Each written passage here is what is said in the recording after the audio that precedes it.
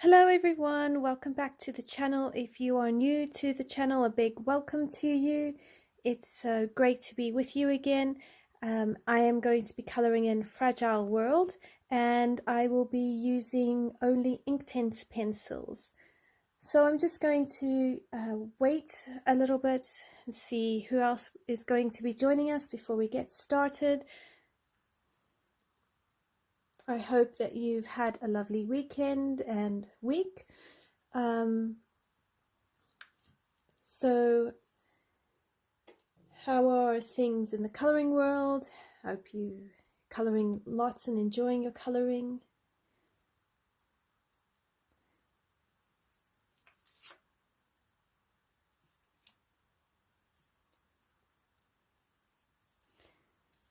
The page that I will be colouring today is a beautiful double page spread, one that I've been wanting to colour in for quite some time now, and it is this one.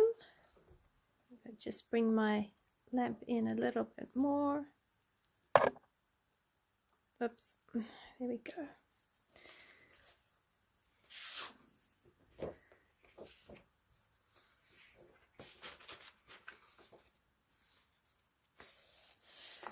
So I am colouring seals lying on a beach. Got some beautiful waterwork here, some starfish, and I quite like this perspective because most of the time we're either colouring pictures of people or flowers or animals, and it's sort of, we can do the light source for either face on or left side or right side, but we don't often get a top-down view, and I quite like this perspective because it really changes the angle of where the shadows will be, where the light source will be. So I'm going to try and create a light source coming down onto the page, but I'm also not wanting to give this page too much thought. I want to just sit down and have a relaxed colouring session today. I'm not really up for a lot of thought and intense colouring. I just really want to colour and relax, so I'm hoping it will go relatively quickly and I can finish the page tonight. I'm not sure if I'll do it in 2 hours, but I will just, after 2 hours of the live video, I will carry on colouring the page in a separate video, and then I will upload that for you. So you will get to see the whole page coloured, even if it's not on a live. So I've already planned out my page using sticky notes. I'll put that here and you can see. I've laid out all the colors I'm going to use, and I sat with my swatch chart for my Inktense pencils. I pulled up a couple of pictures on Pinterest with seals on a beach. Similar perspective, not quite, but enough to give me a rough idea. So I've worked out pretty much every element on the page, and I find that this works quite well actually. Where I've got H or S, that's just for my reference. So H stands for highlight and S stands for shadows. And I've even tried to even plot out that I'm using white Posca to create that foamy wave look. I would use white acrylic paint, but I don't have acrylic paint, so if the white Posca doesn't work, I might then go for some kids white paint that I've got in the room, and a sponge, and I might sponge it on. So we'll see how it goes, but first we're gonna kickstart with the Inktense, and I'll leave the white foamy section for last. Alright, so first thing I'm going to do is use my Scilian Yellow, which is this one here. So if you have your Inktense, you want to pull out 0220, And then I'm going to use 1720 tan for the build-up of the dark shadows, and then for the wet sand, which will be along here, I am going to use oak, which is 1730. And I did have it pulled out, so just one moment while I try to find it. Here it is, 1730. So I'm going to use those for the sand, kinda. We'll see how it goes. Hello Val, it's good to have you with us. How are you? How was your week? Okay, so I'm going to start with the Scilian Yellow and go from there. And I've got protective cardstock behind both pages, and I'll just move them as I go. So let's get started. Well, I am mostly well. Been a busy week as always, but we have had 2 days of busy in a row, so yeah, I'm actually tired today. I woke up quite groggy, and one of those days where I just didn't wake up properly, so hence why I don't actually want to do hectic coloring. I just don't have the energy for it. So I thought if I do a nice Inktense page, then it's a bit easier. So yeah, so because I didn't wake up very well, I'm all emotional and hormonal and tired and just out of sorts. But you know, tomorrow is a new day and can wake up feeling so much better. So I'm also peopled out. I've had 2 days of lots of groups, and I'm an introvert, so groups of people, like loads of people, can get a bit tiring. So it's just really good to be able to sit down and do a live stream and chat to you all. I'm glad that you're still alive, Val. And I'm still trusting with you for things to improve.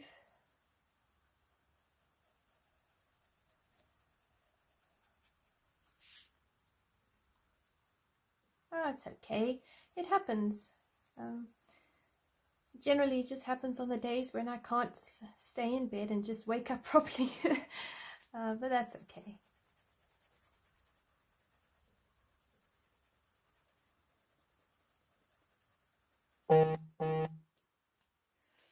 Before I forget, let me just plug my cell phone in. I don't want it to time out after or during a live stream. I've had that before and it's just not fun. There we go. Okay, so phone's in, plugged in, charging, staying charged.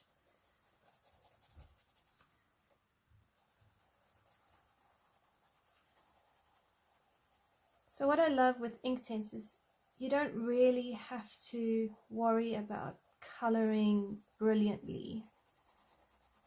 You know, you just put the color down, take a brush to it, build up a few areas, and that's it. It's, you know, it's quick. And with this page, I'm not going to go over it with pencils. I want it to be a complete Inktense page.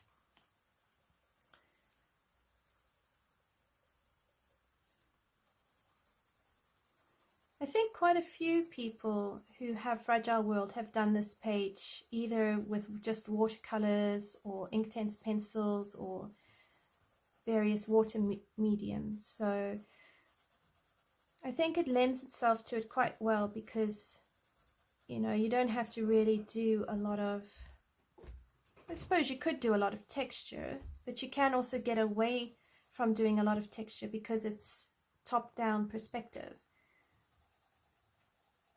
So when I look at this page, I actually feel like it's quite high up.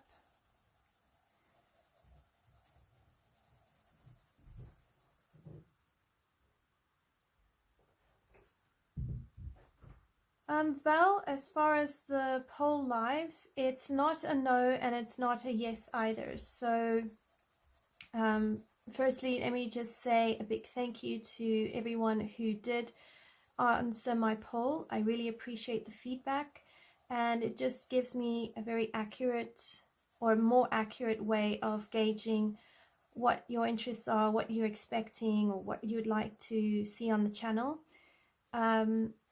So what I had was about 48 votes, and only 21% of those votes wanted the lives to continue. Majority of people wanted more color alongs, and a fair portion wanted a bit more tutorials. So I'm going to try do a live stream fortnightly, or every 2 weeks, and see how that goes. I didn't want to cancel the lives completely, but I just really want to be able to create content that interests people and will also, you know, keep people engaged on the channel, because that helps my channel to grow. And I mean, that's something I would like for it to do, is to carry on growing. So yes, so I'm thinking we'll try fortnightly and then see how that goes. And if more people are interested in the lives and there's a growing interest, we can look at making it weekly again.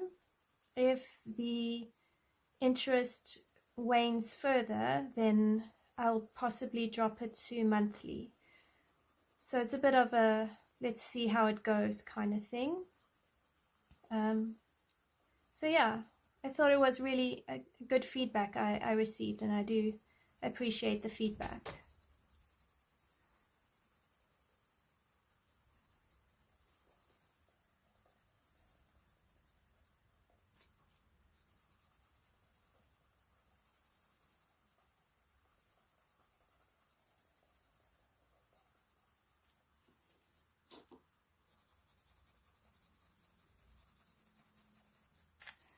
So here where I go towards the edge of my cardstock, I just like to move it so I don't create a big line.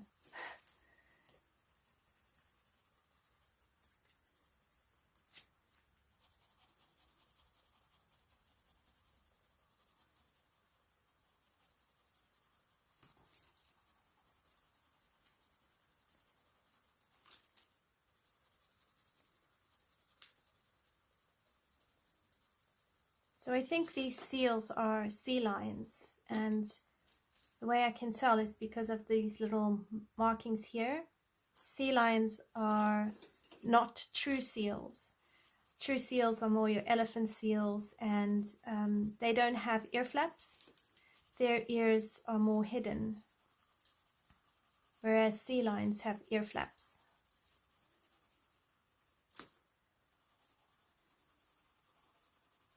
So technically I should make the sea lions more of a dark brown with a bit of a grey, you know, grey to black kind of tinge.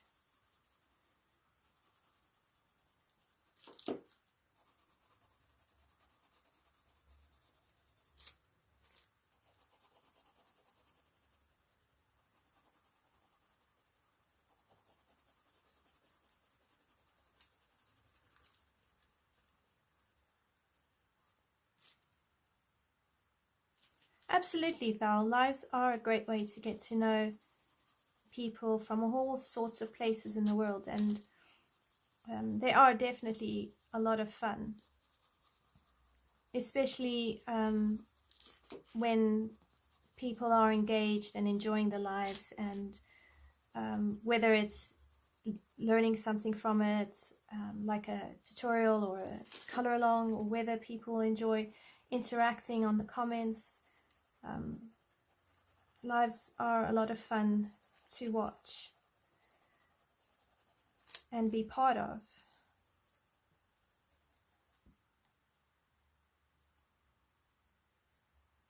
Hi Dawn, how are you? It's great to have you. I hope you've had a good week.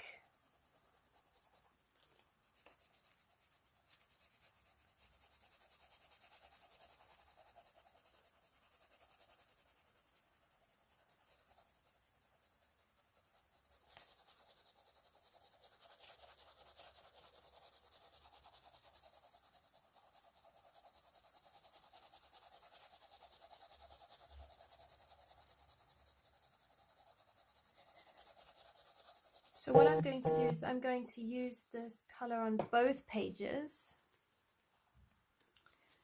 And then if you look here, so this line is actually the wet sand line. So if you look on photos of the beach, or if you live near a seaside and you go and it's low tide and the waves are coming in, you can actually see a line on the beach, and that's where the waves come crashing and they pull back. So this will be the dark section here. So that will be the oak.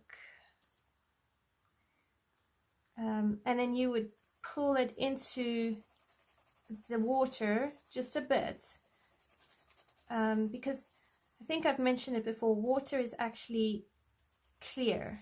It's not, well, unless it's full of algae, but it's really clear. So we want to have some of this color going into our waves, and you can see this here is all the white foam and it's crashing onto the beach. So that's not going to have a lot of color per se. It's going to have more here you could add a bit of the brown in here and blue, so you can have it that it's crashing in. But this section I would do that wet sand look. So I mean, you could do it any way you like, really, just make it your picture, but that's kind of how I've pictured it in my mind.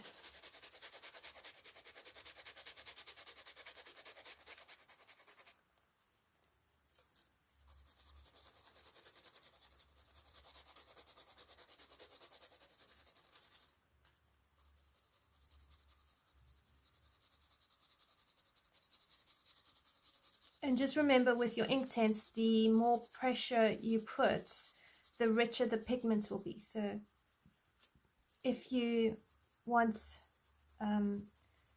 quite a dark and bold color, you could just press harder.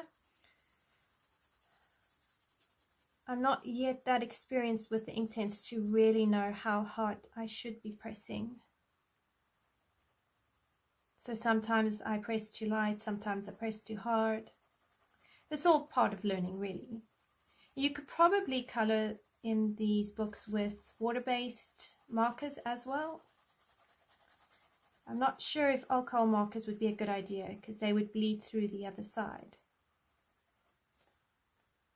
Hi Kali, how are you? It's great to have you with us.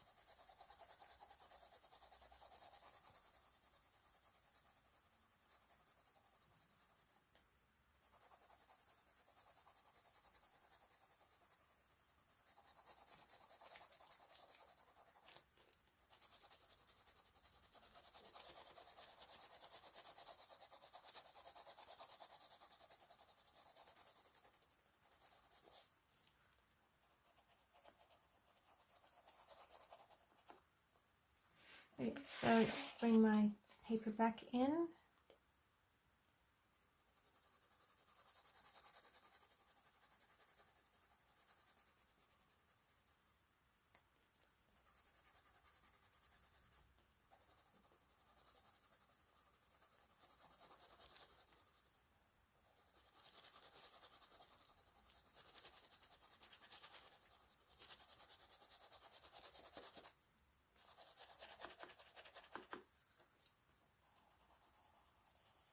And in the crease here, I'll try and use the water brush to bring that water, well, bring the pigment into the crack here a bit better.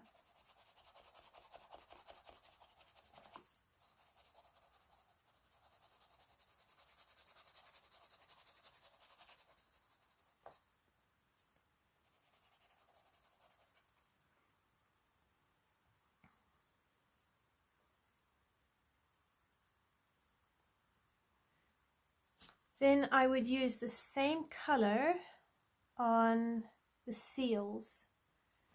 So I've also got the neutral grey, which is 2120. So what I thought of doing is just ignoring realism totally and creating some of the seals grey, some of them brown. So if you come here, and like with this one, I'm just going to do a base layer of this oak.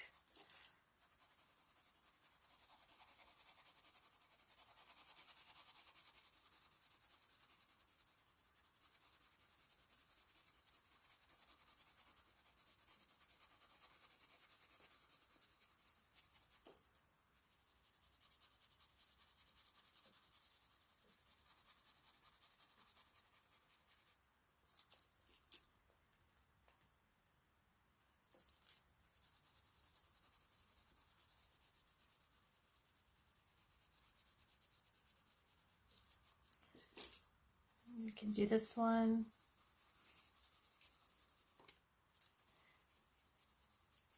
So if you wanted a limited palette, I'd say that this palette is browns, muted yellows and blues. So a bit of a cool palette going on here. And you could even mix the grey and the brown together if you like.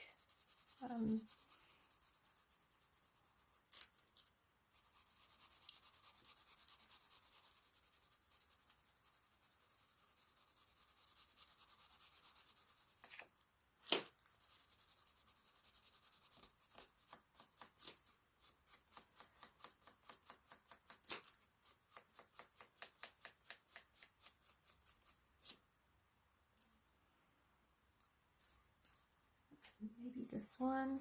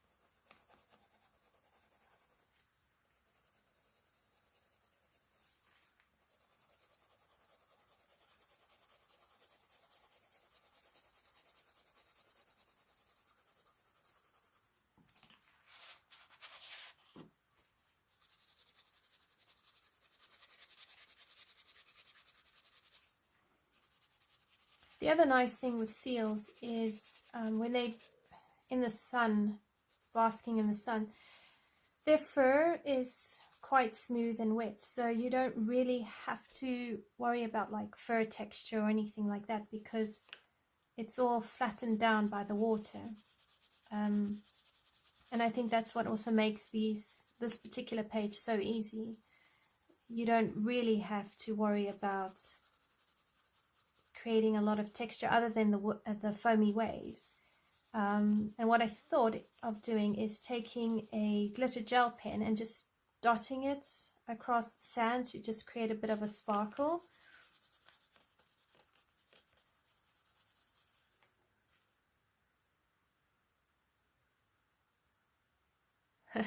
I hear you, Val.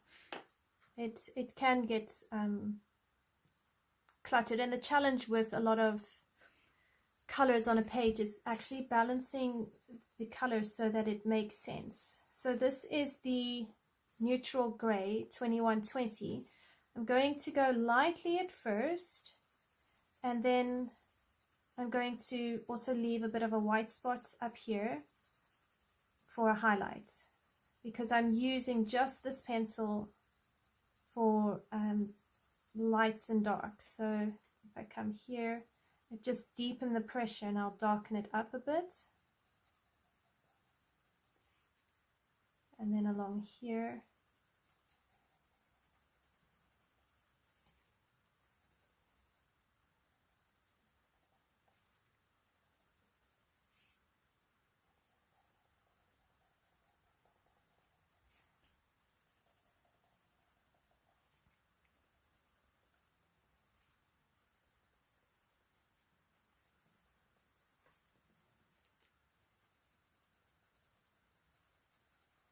So something like that.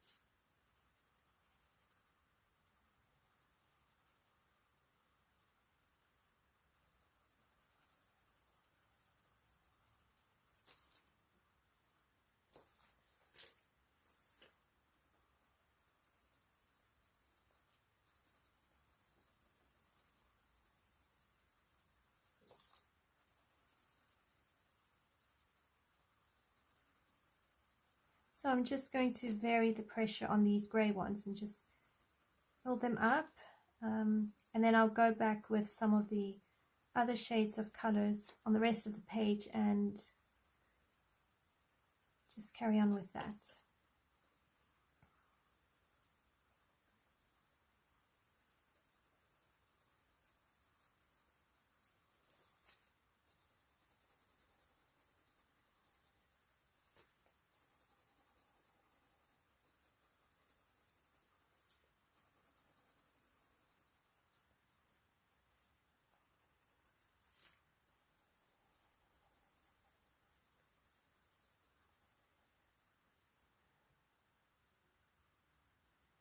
That's a great question, Val.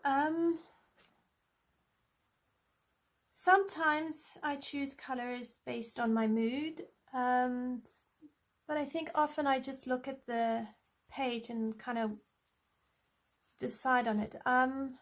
With this page, I just looked up seals on a beach and, you know, thought about the kind of colors I see when I go to the beach. So I knew I wanted blues, I wanted yellowy sand.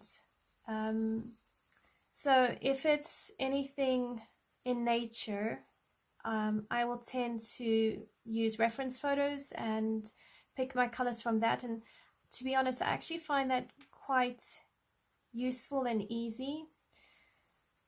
I've tried to use color palettes before, you know, planned color palettes. You can get them on Pinterest, and some people like to use Sarah Renee Clark's color catalog or her color cube. I find I tend to get a bit blocked with that because it's almost too limiting for me. So I need a bit more color than just 2 or 3 colors. I need a bit more variety. So yeah, reference photos, nature, that all helps. Sometimes I get inspired with movies or things I see, and then I will try and find a page to work with that. So to give you an example, the boys were watching a Pokemon episode on Netflix, and in that particular episode there was these like pony creatures, and they were purple and pink. In Forest Kingdom by Hannah Carlson, there is a double page spread with unicorns. So I've decided I will make those unicorns similar color palette to what I saw in this kids program, and then I will build the rest of the page around that. So probably dark night skies, and I'll try and make the unicorns quite light but bold so that they stand out. So sometimes I piece it together, sometimes it depends on the page, but yeah, that's sort of how I do it. And if I can find reference photos from other people's colorings, that also helps. And then I can use the reference photos to also help me create the technique or create the picture quite well, sometimes I don't know how to color everything, so I get stuck.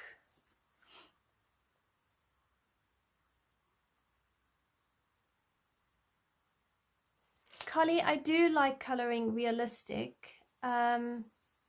It's funny though, because I like realism, and yet there is a side of me that seems to go for abstract as well. So it's a bit odd. But yeah, I do like realism until I get fed up trying to make it realistic, and then I just tell myself to try and color free. So I think, honestly, I have perfection issues with coloring. And then I envy all the people who can just let go and color beautiful and wild.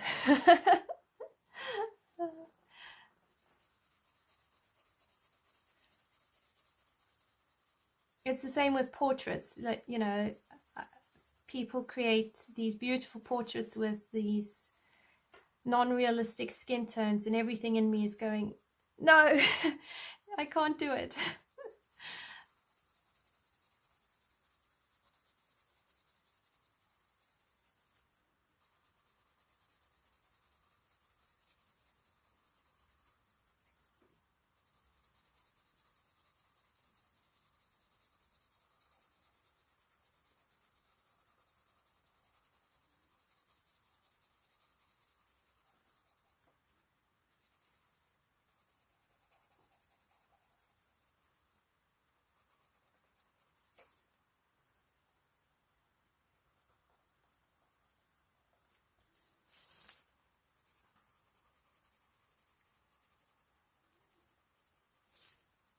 What about you guys? How do you pick your color palettes, and what inspires you? How do you like to color?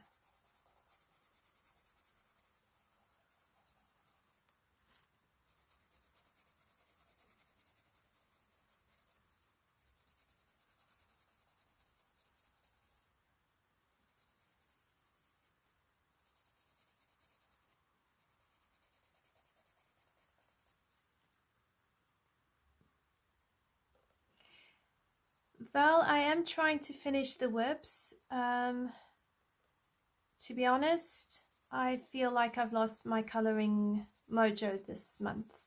I'm not inspired at all with my whips. I look at them and I just, I freeze. I'm enjoying Mythographic Paradise, so I don't know. Honestly, I'm struggling this month with coloring, but I know it will pass, and it's just a phase. So I'm not discouraged. Just a little bit frustrated.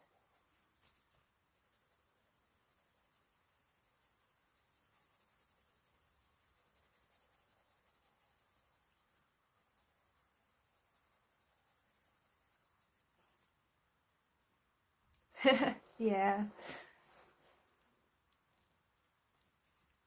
I think I might have to leave them alone. The problem is not creating more whips and growing it. I don't know. I don't know if I'm just one of those people who will just always have things on the go.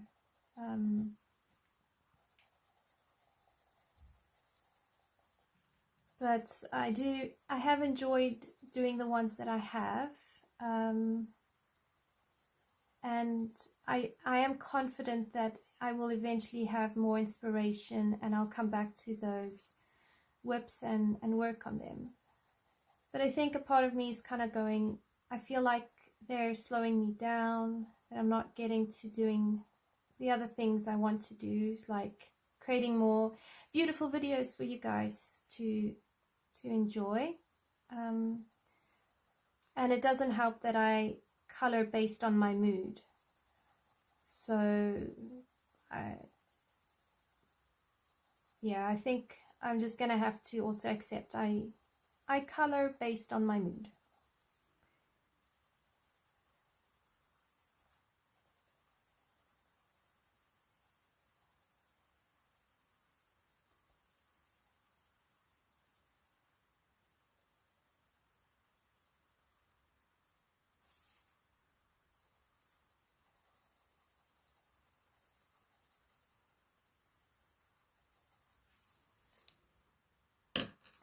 Okay, I want to do this one brown, so let's get that oak out again.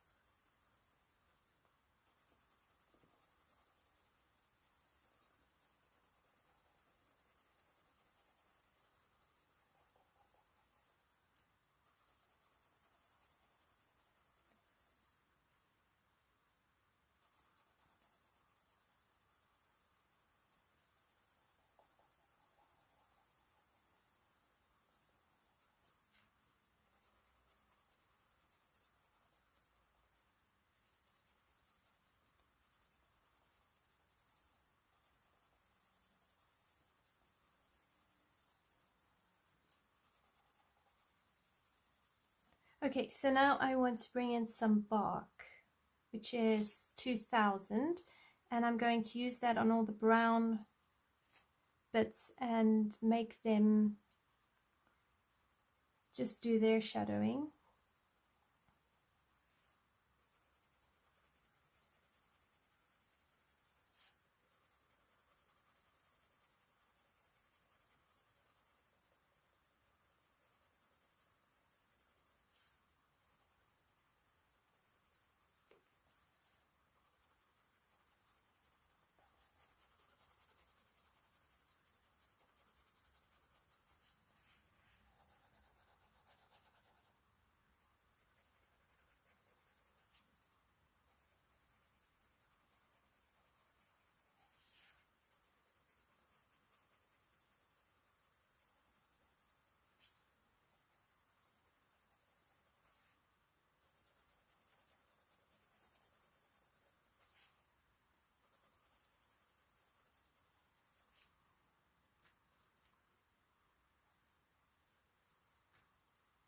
Hello, Lion and the Lamb. How are you?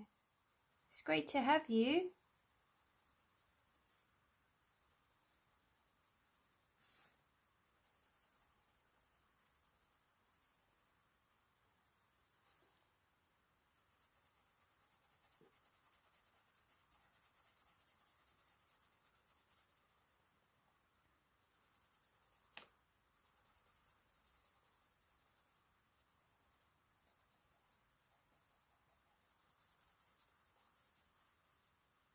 Yeah, I'm all right, thank you.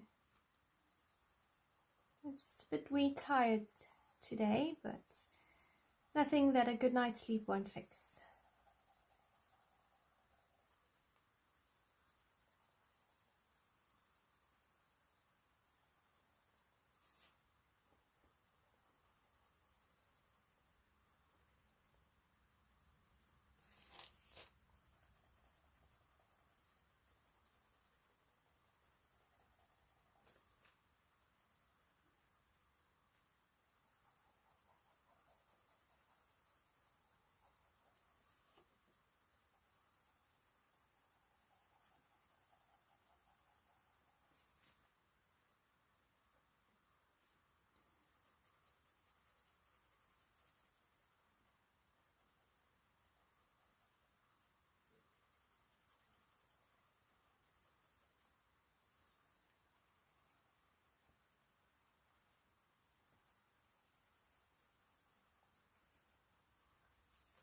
So I might have to take some black, over here and over here just to separate the flippers, but we can do that at the end.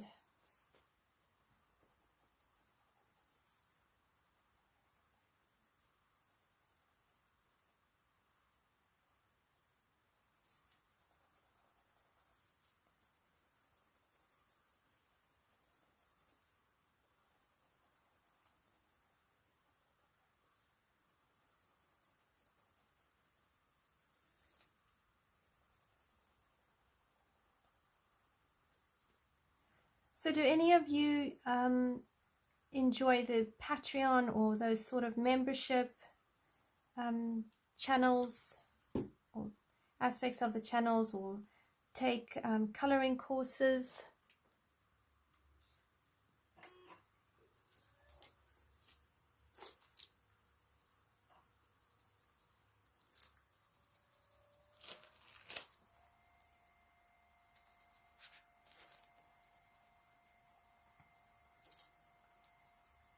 I've seen on Instagram there's a person's Instagram handle called, I think it's Kit and Clouder.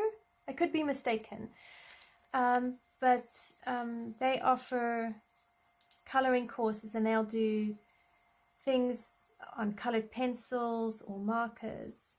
And I think they have a couple of free courses on their website. So what I'll do, this isn't an affiliate thing at all, but I'll drop a link in the description, and if you're interested.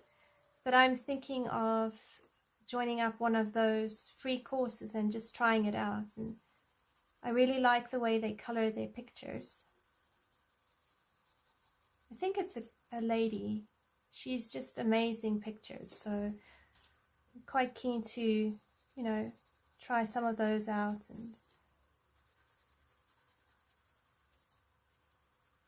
And then of course you have people like Color My World, and there's a few YouTubers who have courses or Patreon membership sort of things.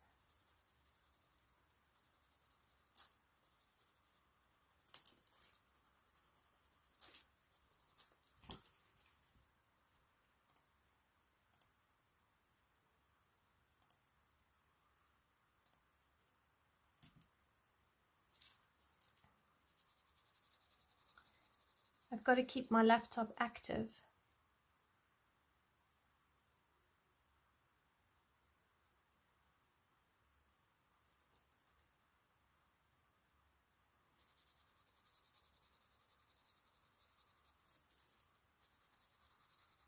Yeah, you're right. Not everybody can afford memberships.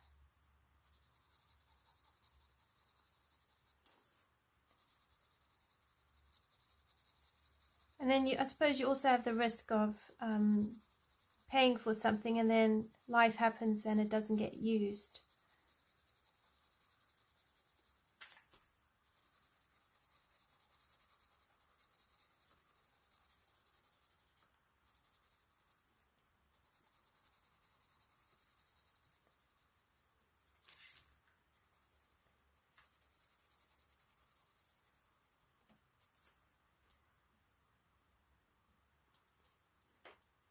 Okay, so now I'm going to come and build up the shadows on the sand. So for that I need the tan, which is 1720. Ah, here it is. So it's this one, 1720. And I'm going to focus this where Kerby Rosanes has got a lot of these shadowed areas or black markings.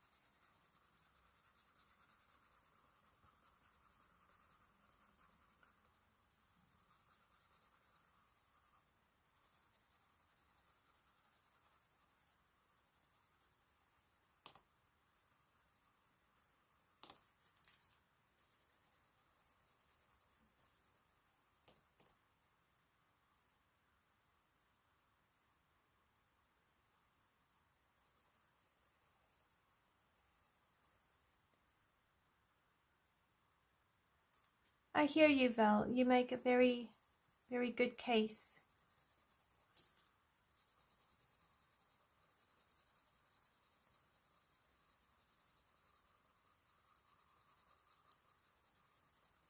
I suppose there's also a lot of work that goes into it when you have those membership sites.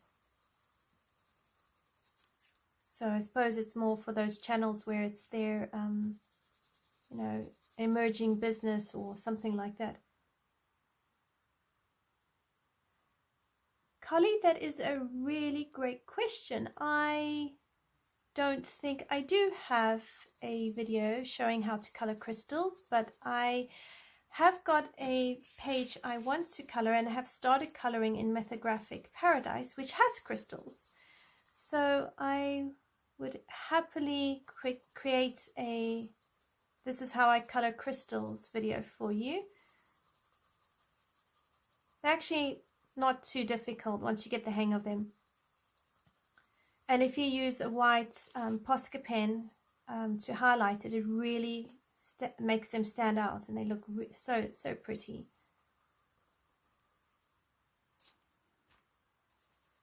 And the way of coloring them is pretty much the same. Doesn't matter what kind of colors you pick, so you can use the same concept but with different colors if you like. Crystals are fun. I like coloring them. And also some of those gems like you get in Hannah Carlson's books. They're also fun to color. Oh no! Oh, don't worry. I will do one for you this weekend and have it up as soon as possible. I have got a Rita Berman color along that I have completed coloring, but I'm still editing it, and I will put it up on the channel, although I do forewarn you, it's probably not the best tutorial I've made, color along I've made. A few parts of the video didn't record, and there was a couple of issues with it. But if you all can excuse the bad filming, hopefully it will still be an enjoyable color along.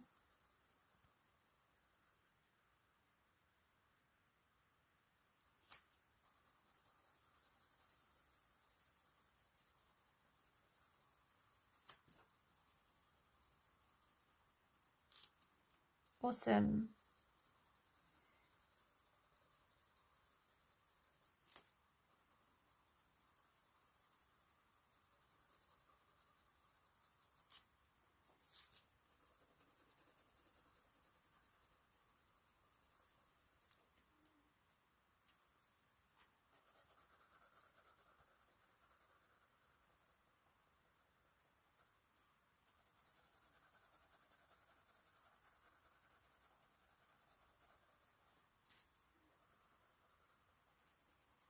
So basically the process I'm doing on this page is the exact same process I will do on the other side of the page. But I will try and finish this page with you so you can see it. And then I think I will film the other page, but I'll put it to music.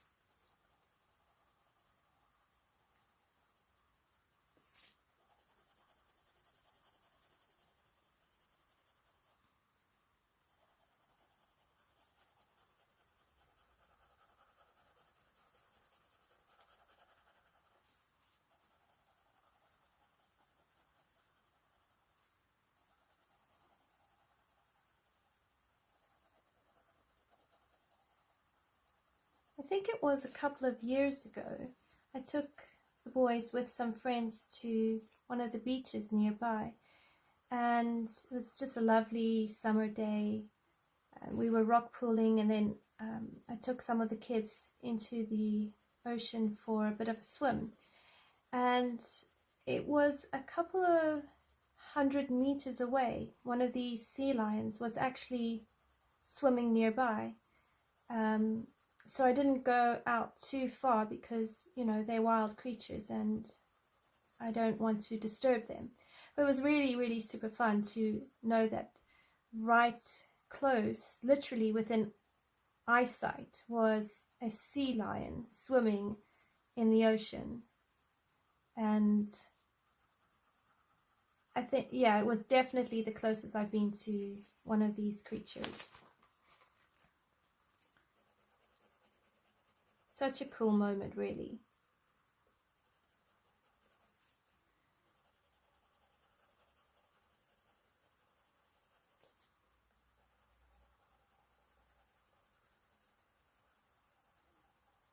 And haven't had an experience like that since.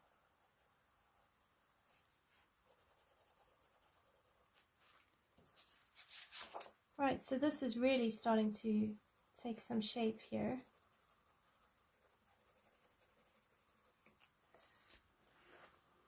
Okay, so then if I bring out the Baked Earth 1800 and I use that on the starfish here. So I didn't want to have the starfish disappear into the sand, but I also didn't want the starfish so bright that it's out of place. So I decided to use the Baked Earth for that. And we can even use it here on this clam. It looks like a bit of a shell, so we'll pretend it's a shell.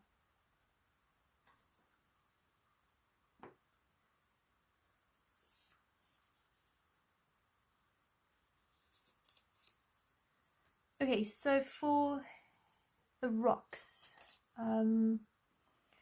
I had several options. I'm just going to bring my sticky note in. So my option was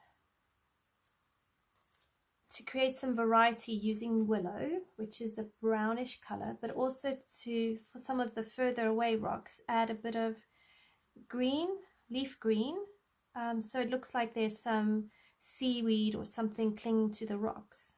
And then I was going to use, where is it now? The Scilian Yellow as the highlight, and then for the shadows,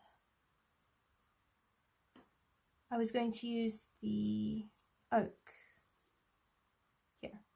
So those were my colors for the rocks. So I'm going to go on and show you how to do that.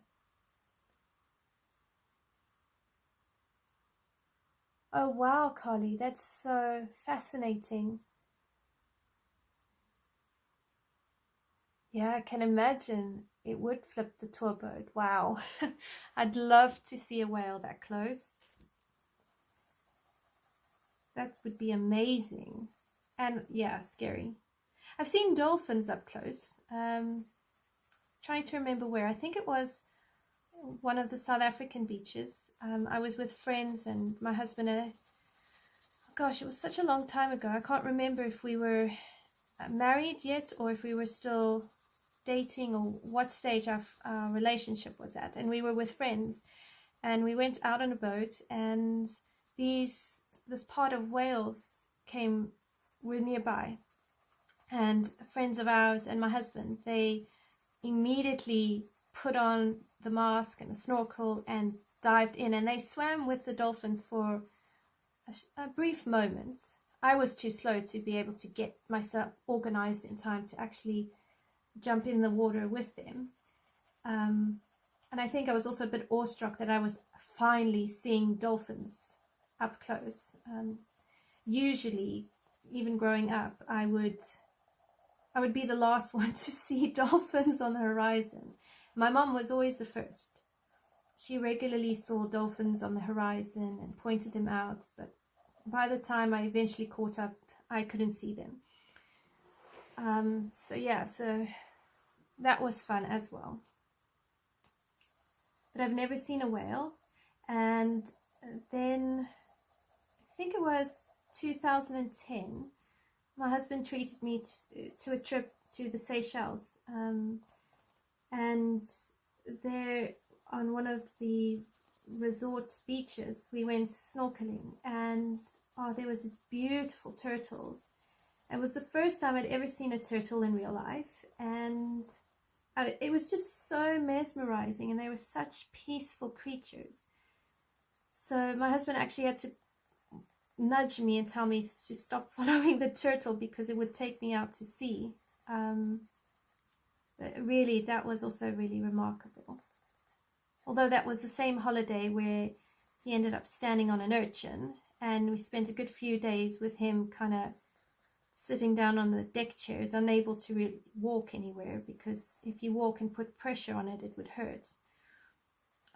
But he recovered soon enough, and yeah, some good times.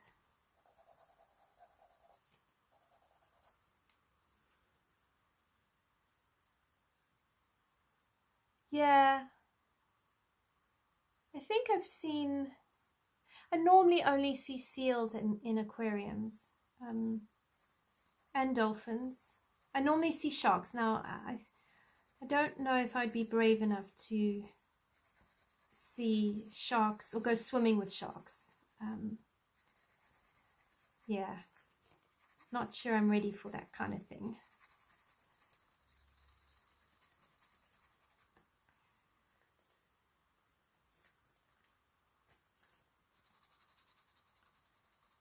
So I'm just still using that Scilian Yellow.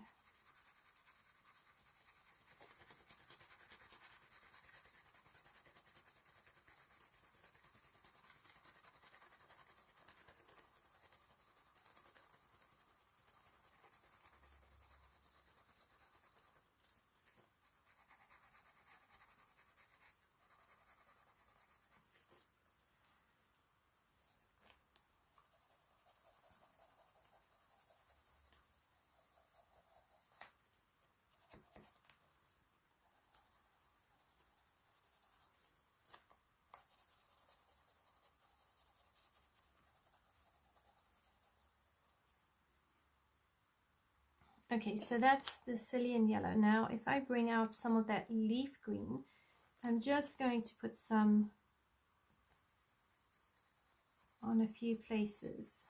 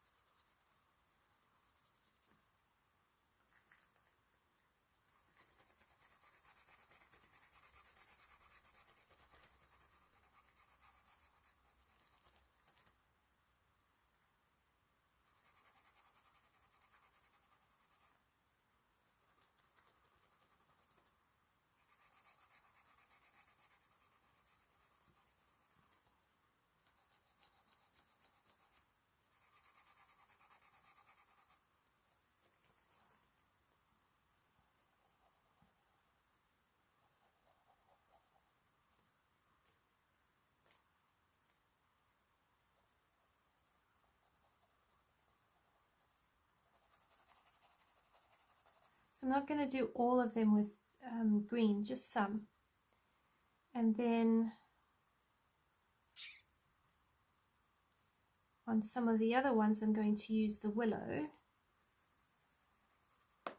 Oops.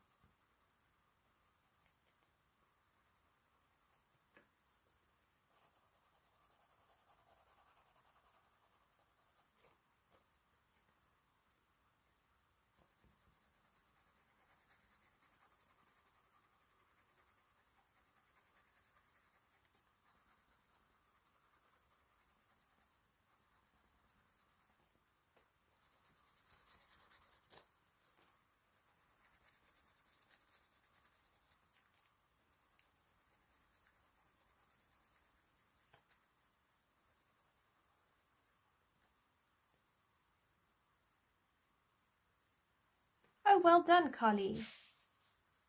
How are you finding the Inktense pencils? Do you use them a lot?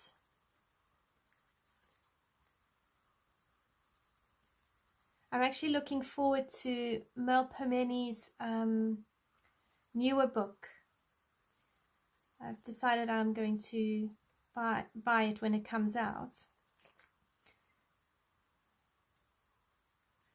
I quite like Circle of Life as well, so I've added that to my wish list.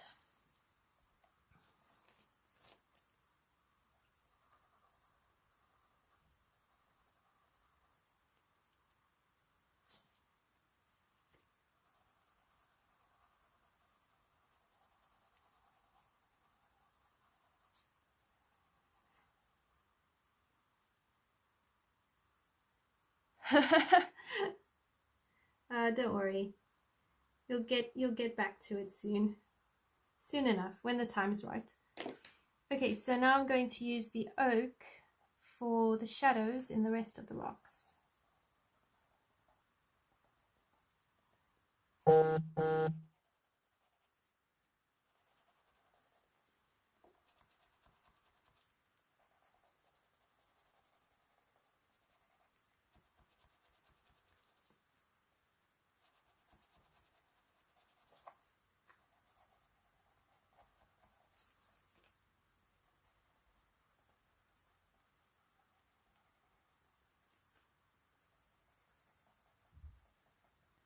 I must say I've been really surprised at how easy Kerby Rosanes books are to colour.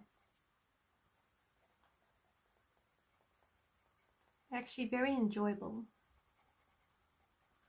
Is anybody planning on getting Alien World? Is that his new book? Yes, the colours on Mel Pomeni's new book really do look amazing.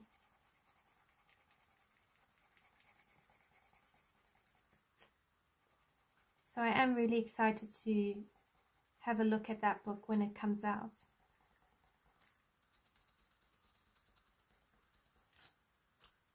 Although I must say his or her mandala book, Nature Mandalas, it is more appealing to me than some of the other mandala books I've seen people colour in.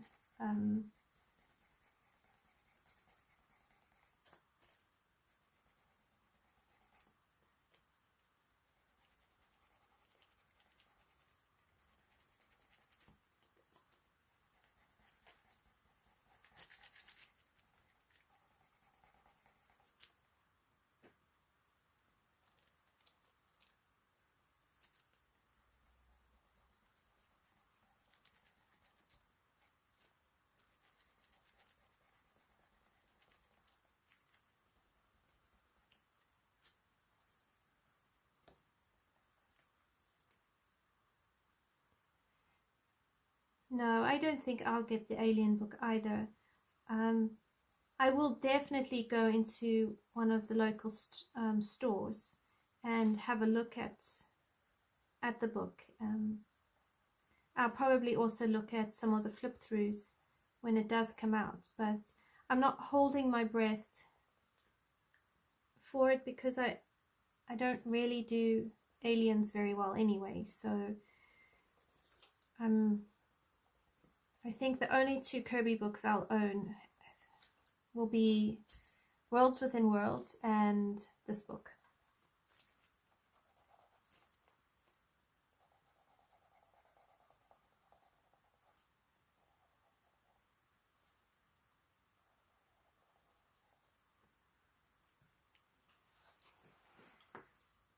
Alright, I'm going to bring you in a bit more for the ocean because it's a lot more nooks and crannies, so I will zoom you into that.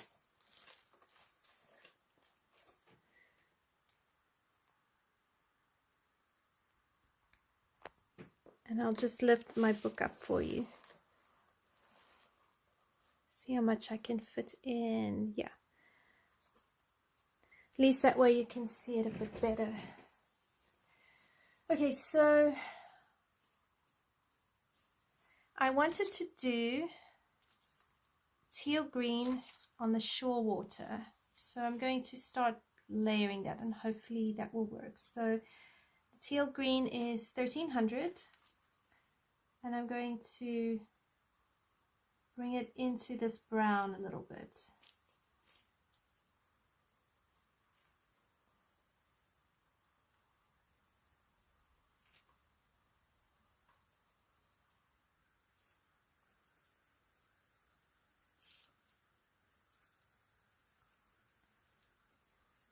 Something like this.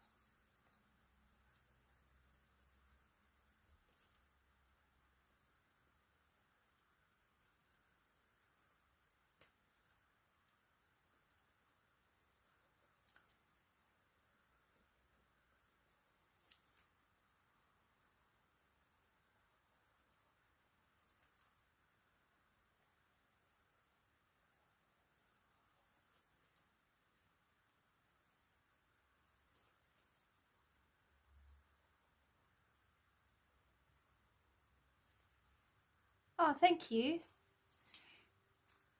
I'm excited to see how this is all going to look when it's activated.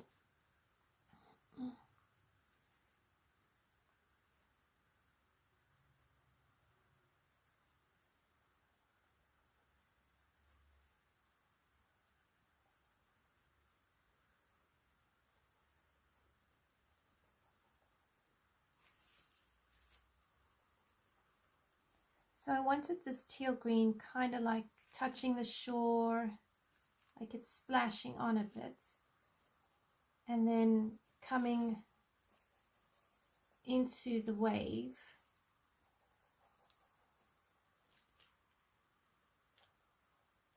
So, you know, it's gonna be a little splash here, a little splash there.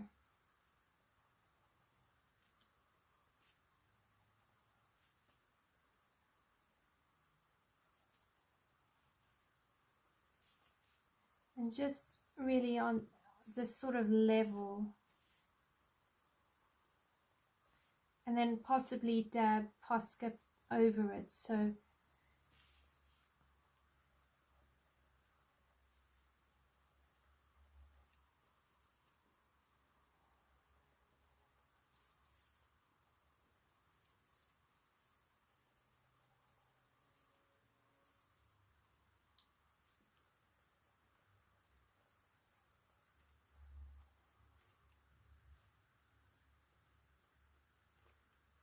bring it somewhere a little bit here around this rock.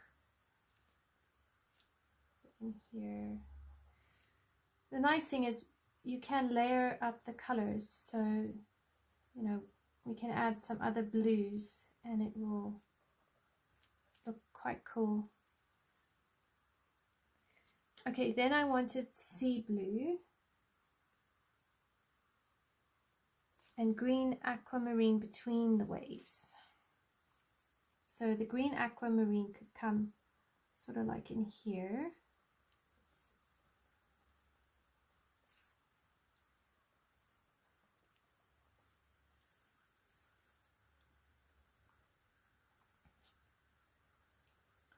So I wanted to make the water be, you know, like a vibrant blue.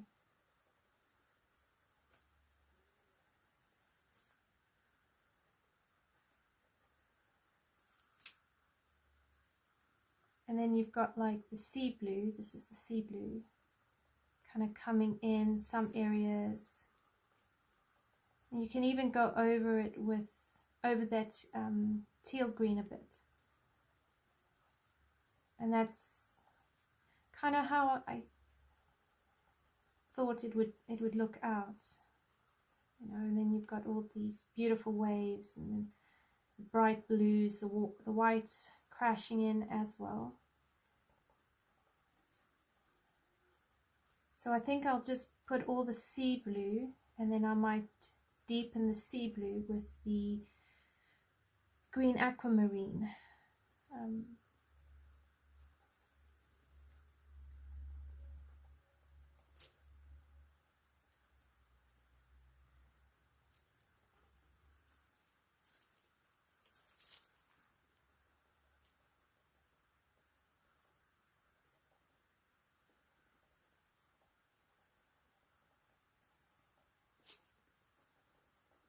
I suppose you could even just paint over all of these and then just come in with white acrylic paint on a sponge and then dab onto, you know, the white foam onto it. So that is another way if you don't want to really fuss over all the nooks and crannies. It's just paint the blue ocean and then layer over it your acrylic paint.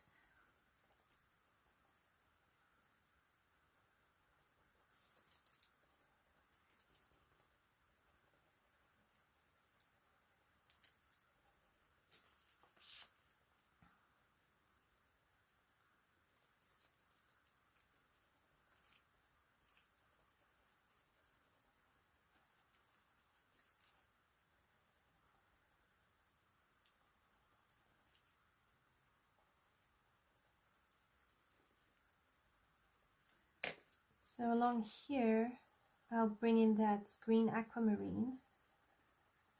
This, I think, would look really nice if you just layer it up like that.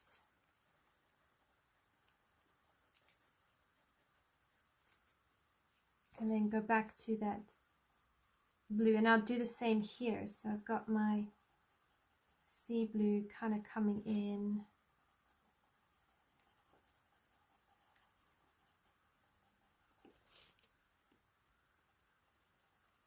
And then at the tip here, do that green aquamarine.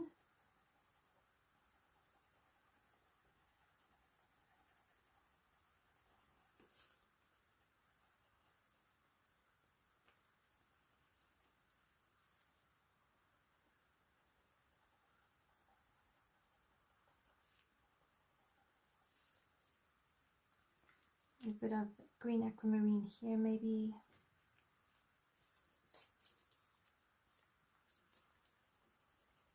And the sea blue.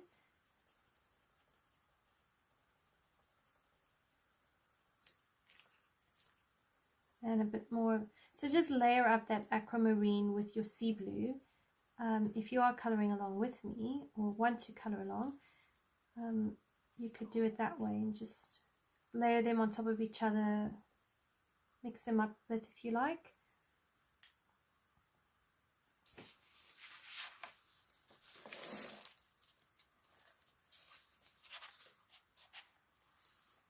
Bye Val, thanks for joining. Have a good weekend.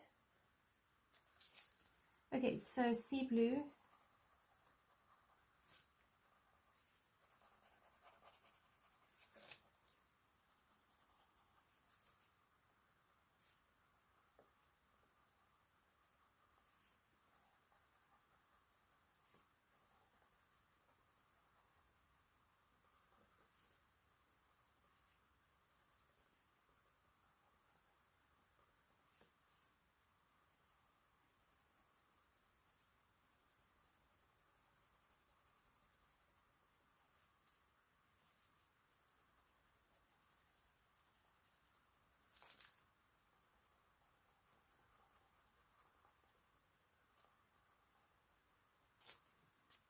And a bit of the aquamarine coming up here.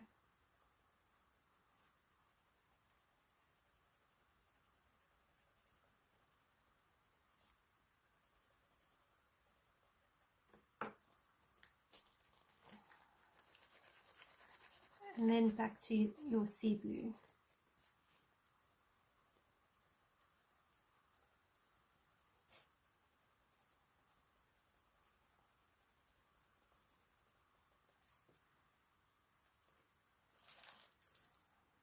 And then back to that aquamarine.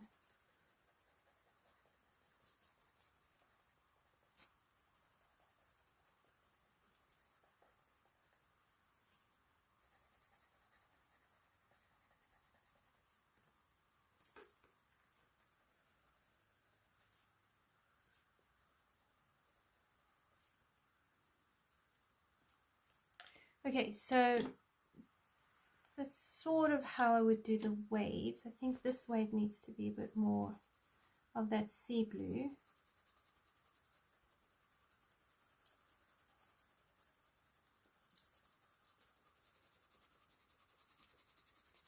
I'm thinking it's more of a crashing wave here.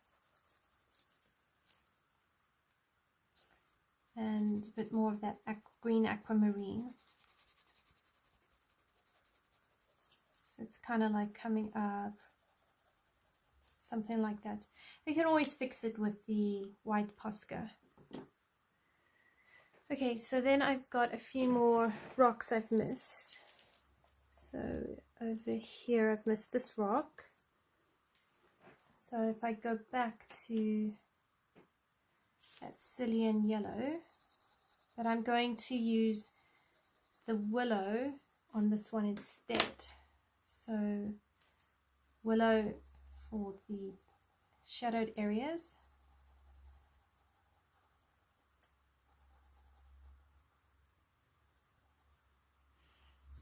And then if we come this way, there's a few rocks here I missed. So I'm going to do these with the Willow.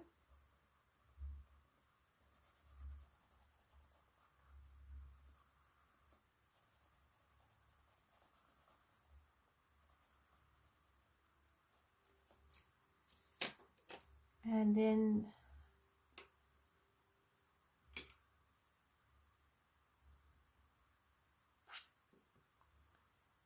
the Scilian Yellow a bit here, but I'm also going to bring in some grey, so really change this one up a bit, and this one.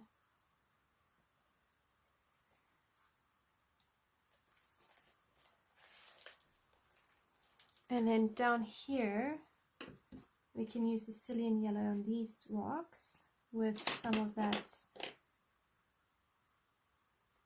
the bark.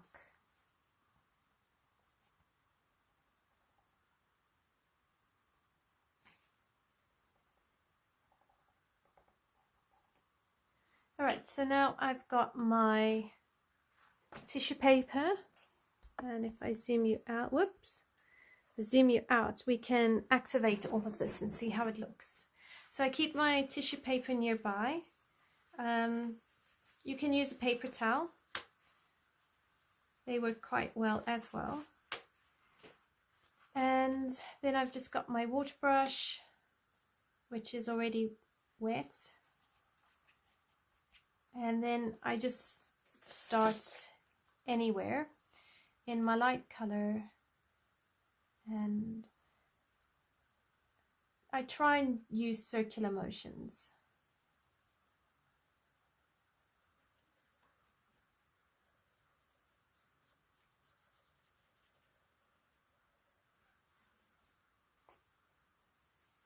If you've got too much in, you can just dab it off.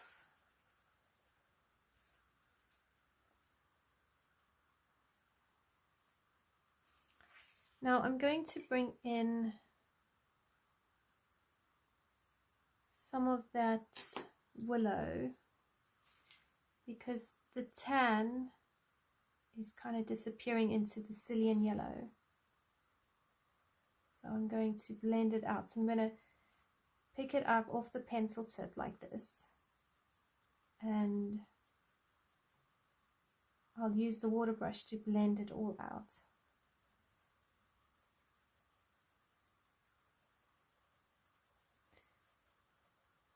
I need to make sure I blend it out relatively quickly, otherwise it will dry a bit weird.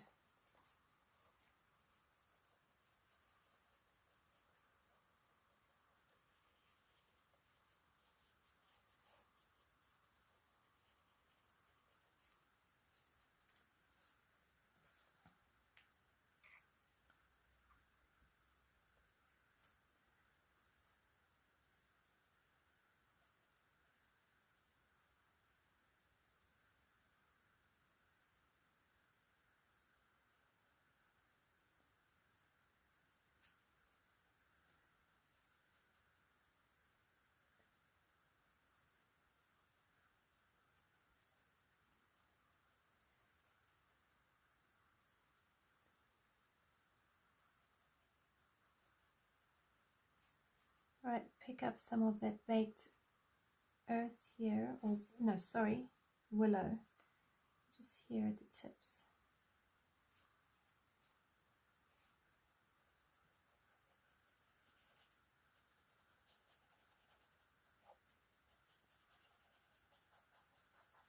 And I can pick up some of that pigment and just bring it down into the crease here, and that's how I can color it in.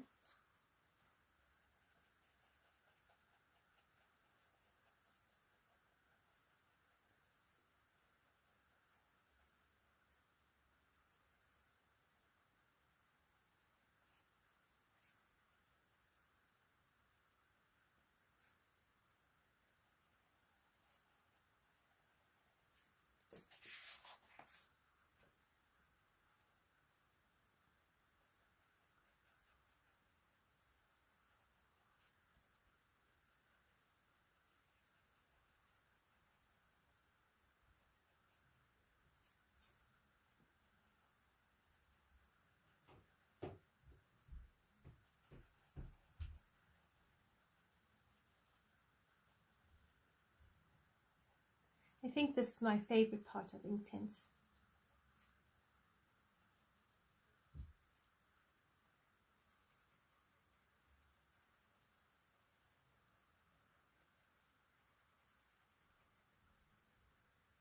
And then once it's dry, I will most likely pull out the iron and iron the pages flat again.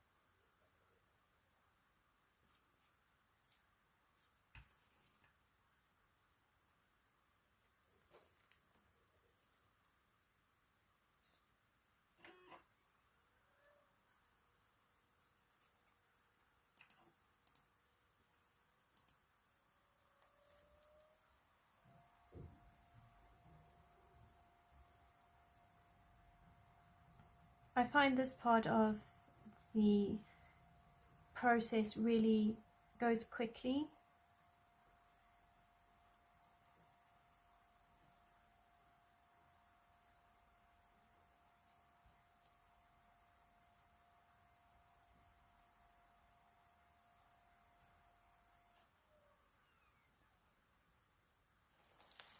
I'll try zoom you in a little bit more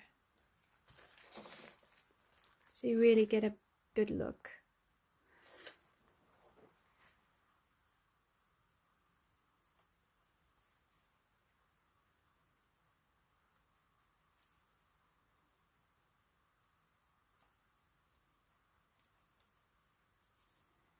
And you really, I find helpful is to work towards the edges. So from the light area into the dark area and pushing it towards the edges.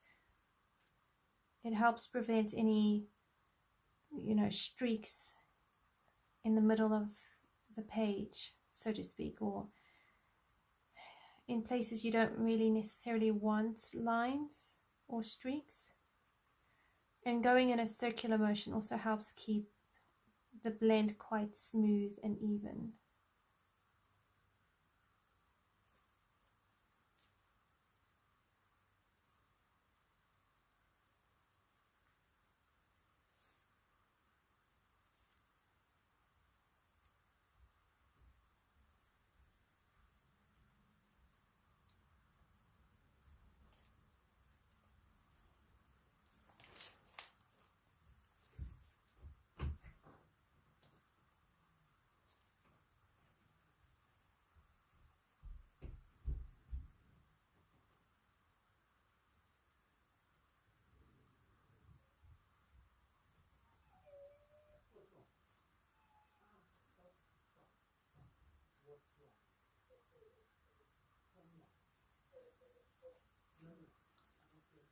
So yeah, so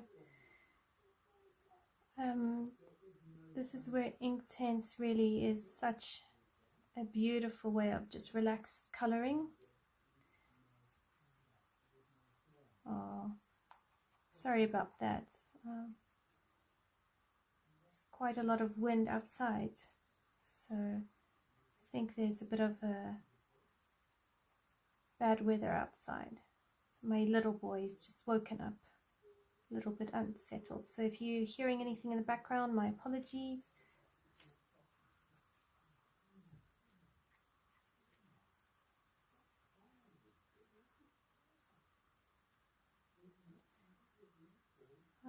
So no, this is a parental water brush. I got these a couple of years ago. I think it was on one of Zucchini Kitty's videos. I saw her using a water brush, and I can't remember if she was using water-based pencils or Inktense, but she recommended the parental water brush. So I went online and I got a pack of 3 various sizes, but this is my favorite size. And you just, it unscrews. It's so lovely. It unscrews, and I just pour the water in from the tap straight into there. Some water brushes you can squeeze it into a jar of water or a glass of water and pull up the water that way, and then I just reattach it. But I think it's the size of it. It's quite small, so I find it just works quite well for me.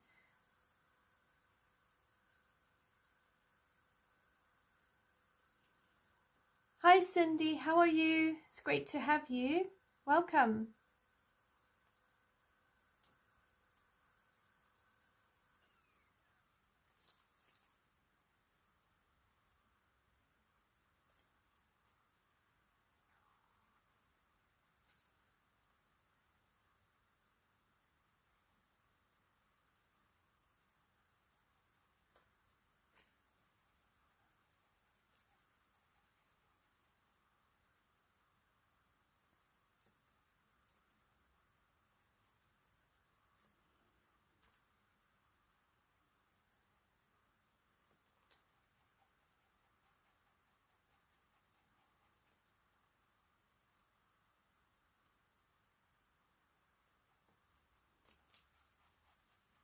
And the nice thing with these water brushes is if the tips get too frayed, you can just take a scissors and just trim them, and then it gives it a whole new lease of life.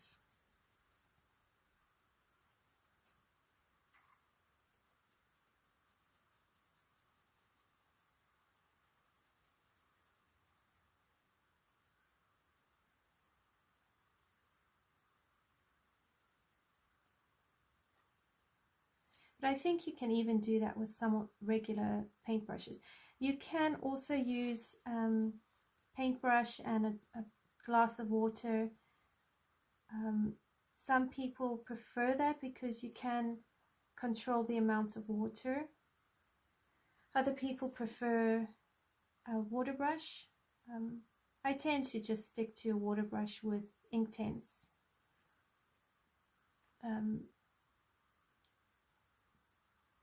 And even with Neocolors, I do use my water brush quite a bit, but you can use a regular paintbrush.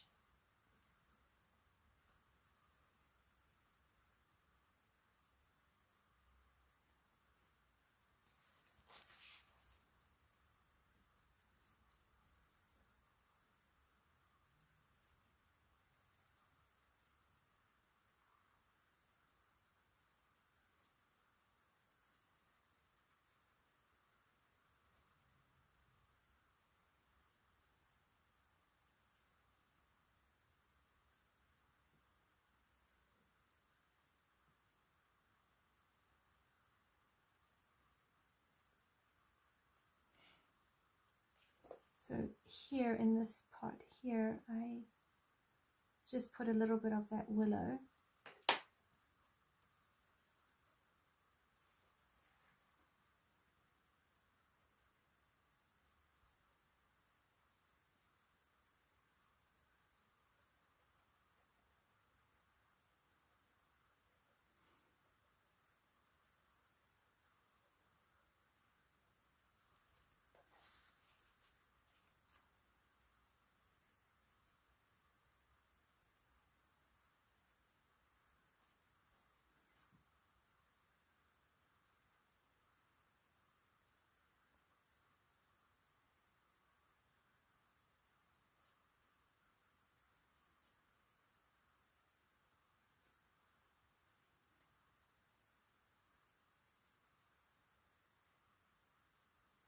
So there's two ways you could color a page. You could do what I've done and just lay out all the colors, or you could do element by element.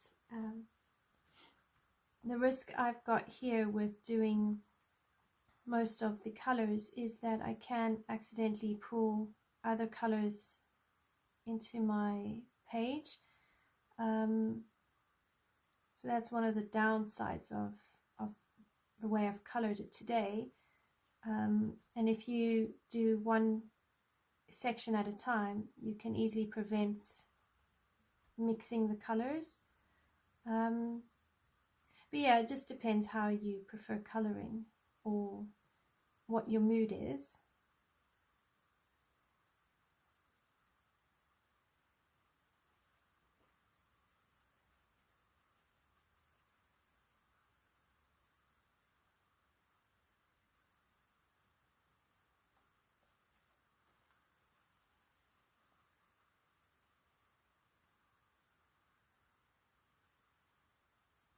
I think what I've found is that as long as I keep my brush clean when I change colors, it doesn't really matter too much.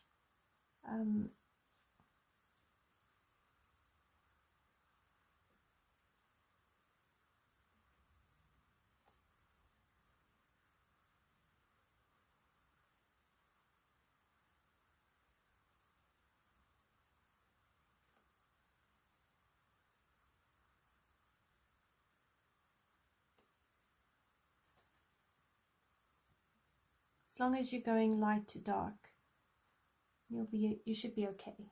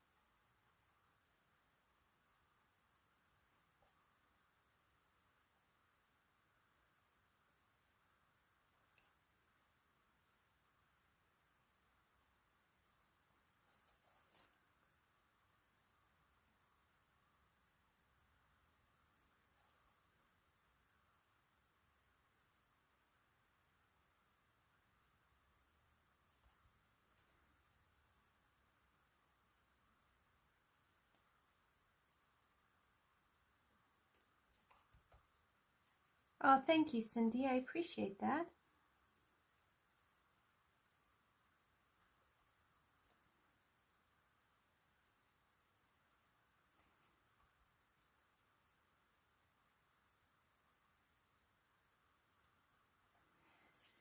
And then if I get my paper too much color, I can just flip it over and carry on. So it's really handy.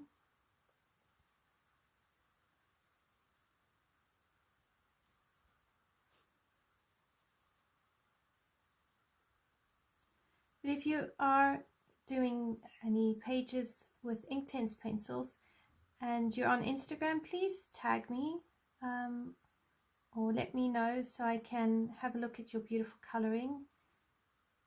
It's always good for us to be inspired and just cheer each other on.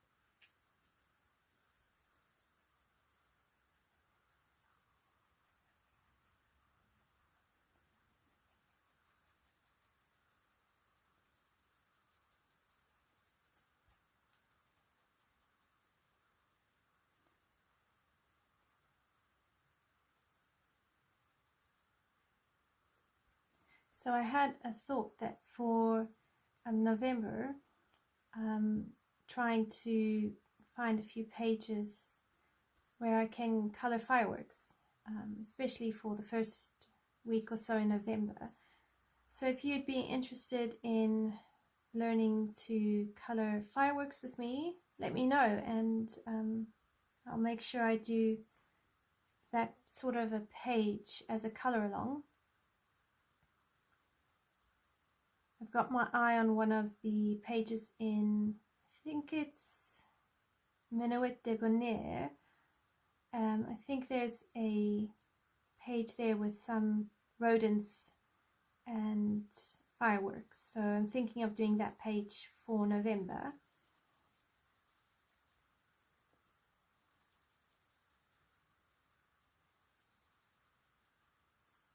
So I have yet to actually color in fireworks, so it'd be quite a lot of fun to do that.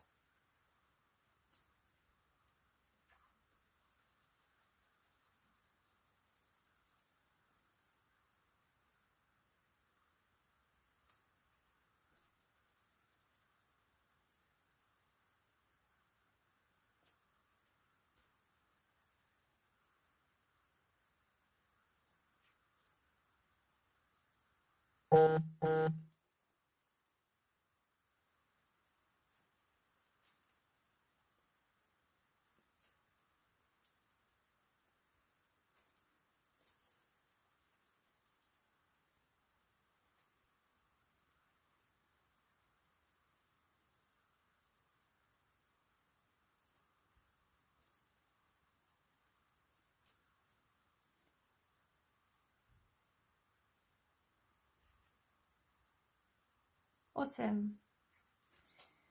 I will make sure that I learn how to color fireworks with you. It'd be great fun.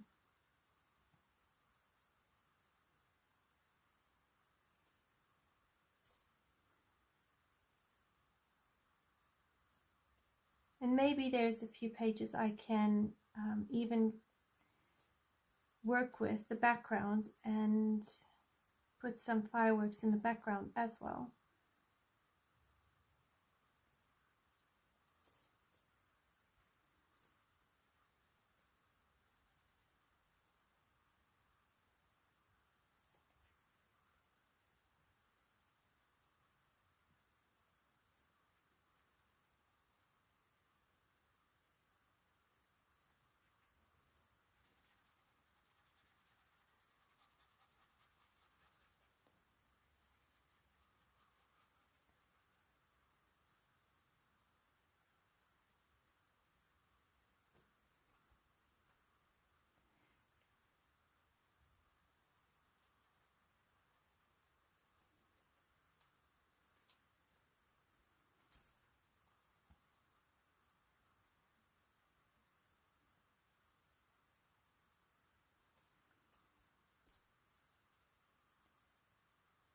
So do you enjoy coloring prompts? Because I've seen some coloring groups, they will often use coloring prompts or coloring challenges throughout the month, and they change it up a bit. So do you find that something you enjoy doing?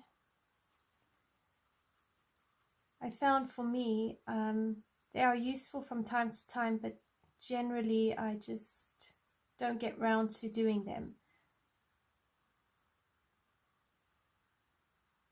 But they can be great fun, and it can push you to learn different skills as well.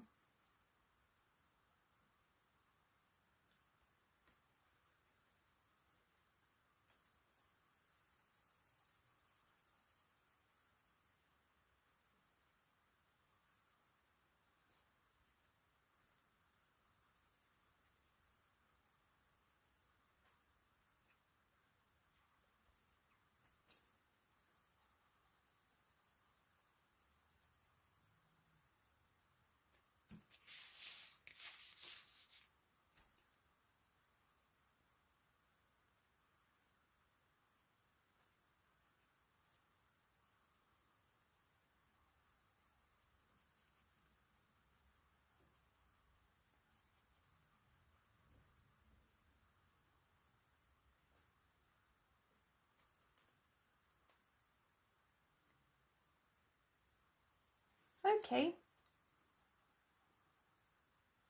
It's interesting to know.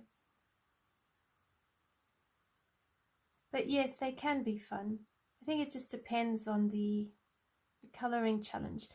I've heard that they're really great when you get a coloring block and you're not sure what to color. So some people use coloring challenges to help them with their coloring block, and sometimes, you know, it's like get a new coloring book or change what you use to color in. So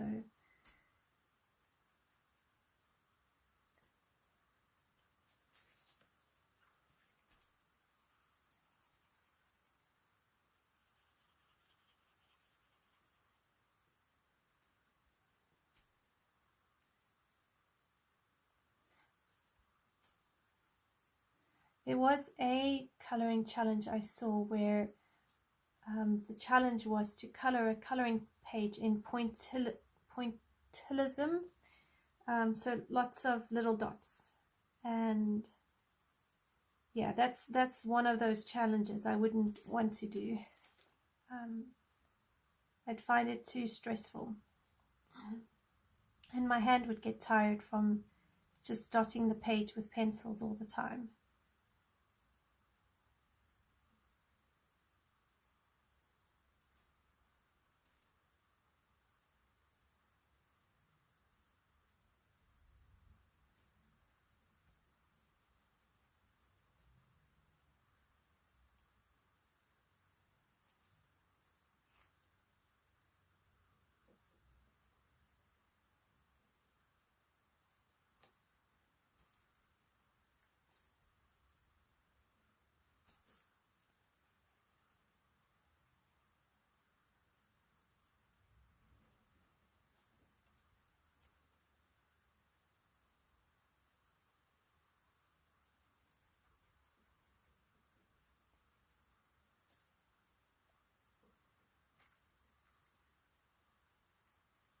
I quite like some of those limited palette challenges you can come across.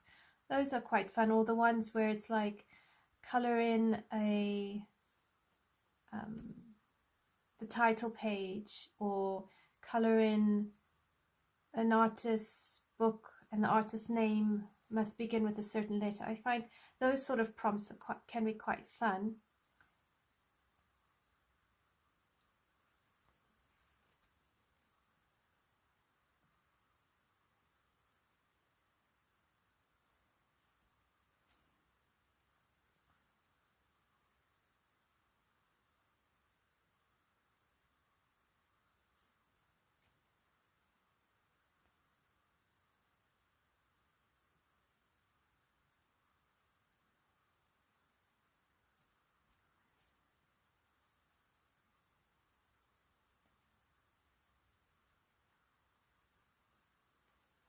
I think I saw somebody put a prompt out, or a list of prompts, and one of them was I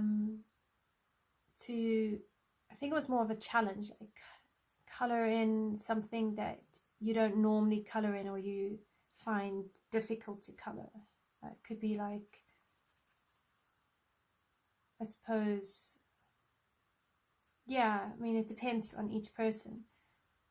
But when I saw that challenge, I thought, you know, what wouldn't I enjoy coloring in? So like coloring skeletons or skulls would probably be on the list of things I wouldn't want to color in, especially human skulls. It just feels a bit weird to me. But I thought about that challenge, and I thought, actually, although it's not something I would voluntarily do, it could be an interesting experience as well.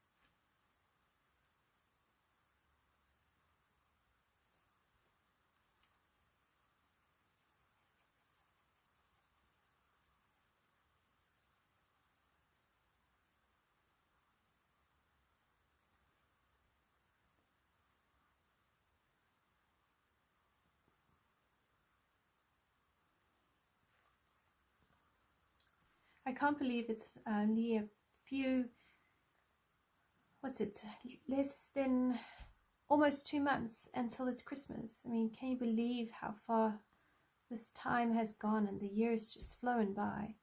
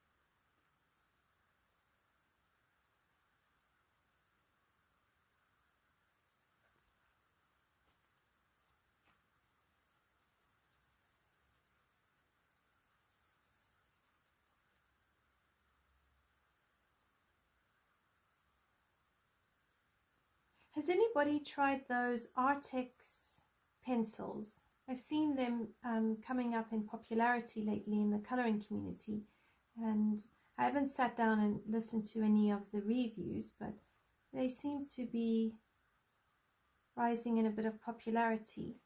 And I've heard that they're quite similar to Prismacolors in that their cores are quite soft. So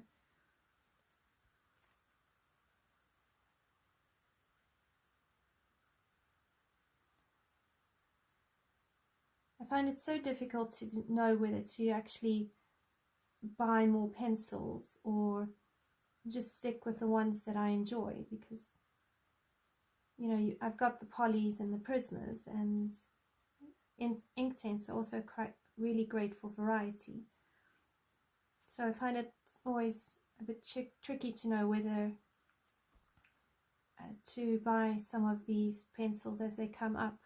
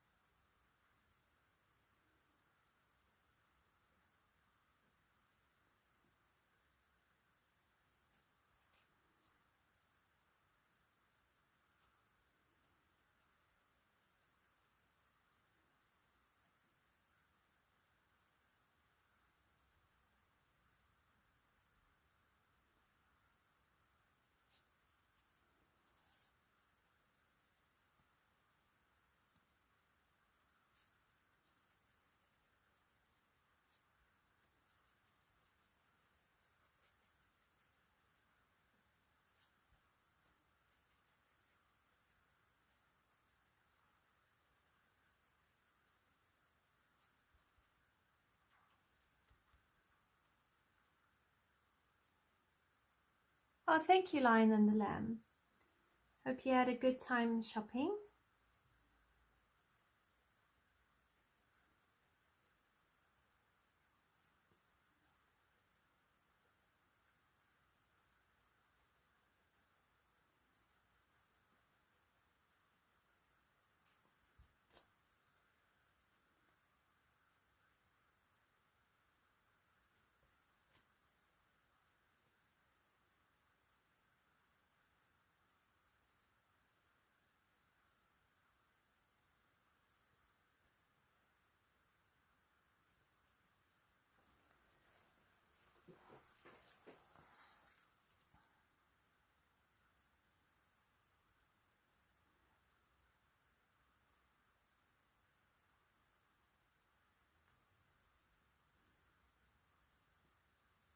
It's amazing how quickly it's easy to miss little nooks and crannies on this page. It's just when you think you've done all of the bits and pieces, you go back and you're like, oh my gosh, I forgot one over there.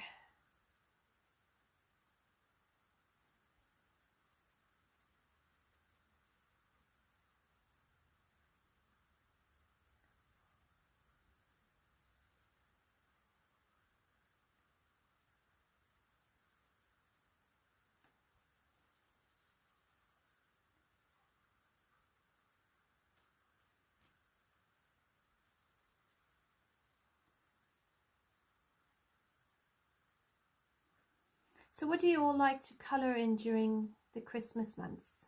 Well, the Christmas month, I should say.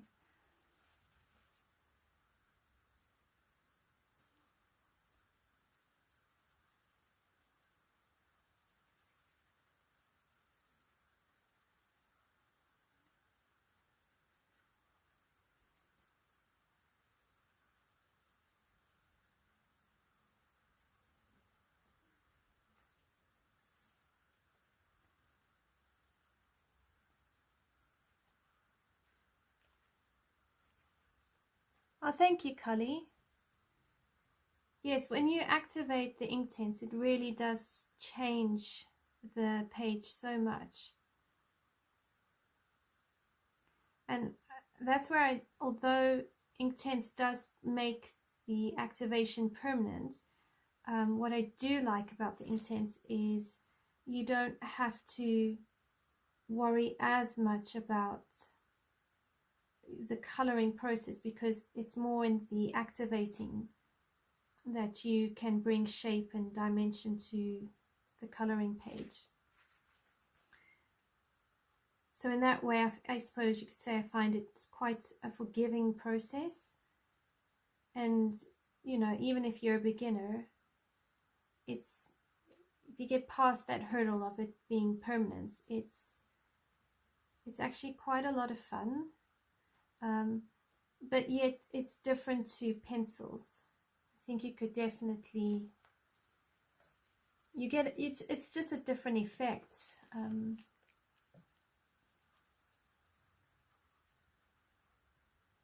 But I just felt with this page, it doesn't need to have the same sort of effort as some of the other pages.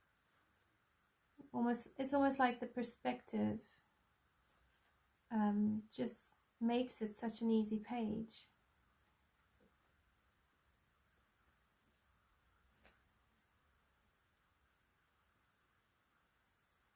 Ooh, Lion and the Lamb, that sounds great. I don't know that one.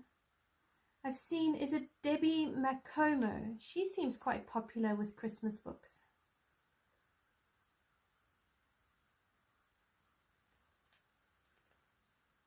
I've only got 2 dedicated Christmas books. One is a Colouring Heaven Christmas book, and the other one is by Teresa Goodrich. But I'm toying with the idea of getting a Debbie Macomo Christmas book.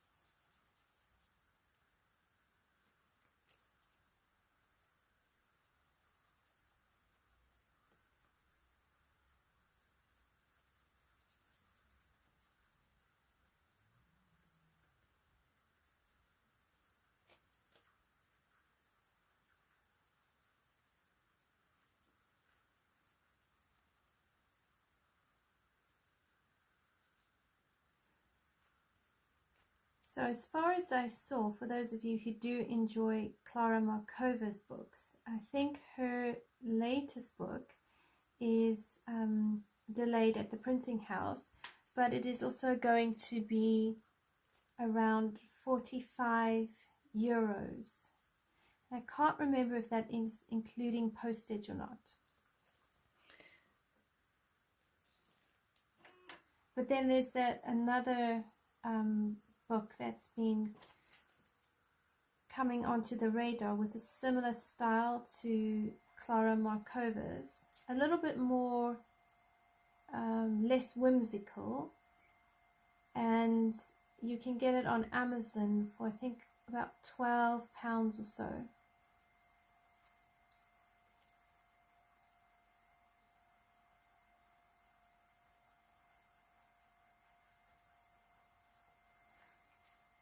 All right, two more seals, and then we'll do the water area.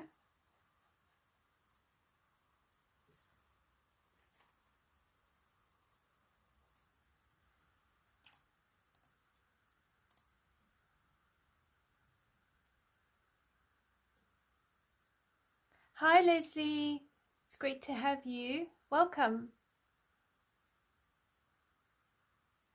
Oh, is it Debbie Makoma? Yeah. Carly, hasn't Rita Berman's new book been released where you are? Because I can see it on, I think it's on Amazon UK now. I think it's going for like £10 or something like that.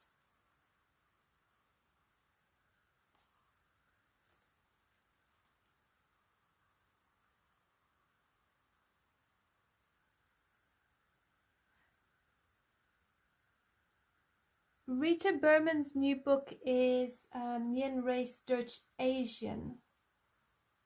Is that the book we're talking about? Or have I jumped onto something else? My apologies if I have jumped onto something else.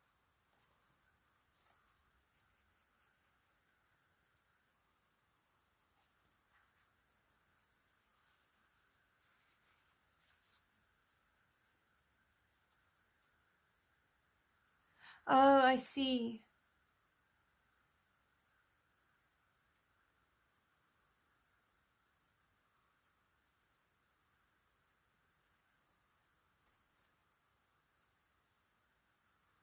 Oh, Leslie, Fragile World is such a great book to colour in.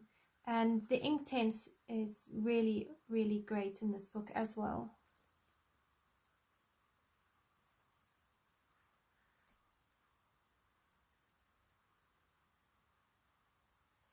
Yes, the Klara Markova books are expensive, but she really does make beautiful drawings. And the paper isn't too bad either. Although sometimes I'm not really sure if it's worth so much money though.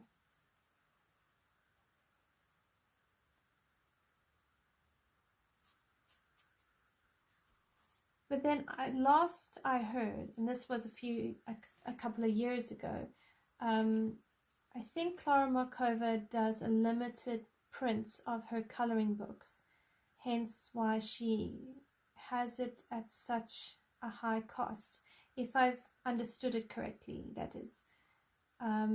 Whereas, you know, the other artists, you can put it on Amazon and other places, and they don't necessarily limit the quantity of books that can be printed.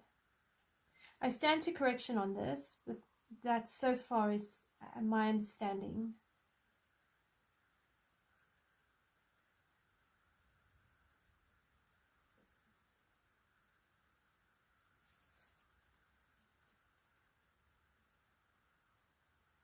Oh, that book.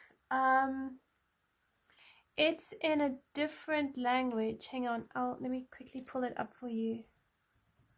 It's in my wish list, so I think it's by a lady called Crystal something. Let me just quickly check.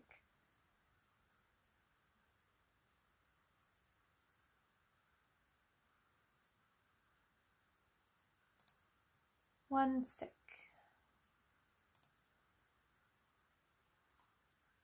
It's called Crystal Vogels, Vogls, and it's, I think, in German. So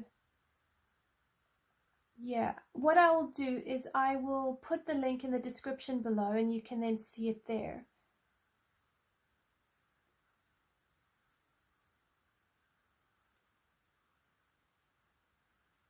Oh wow, I didn't realize Rita Berman's new book wasn't available on Amazon .com.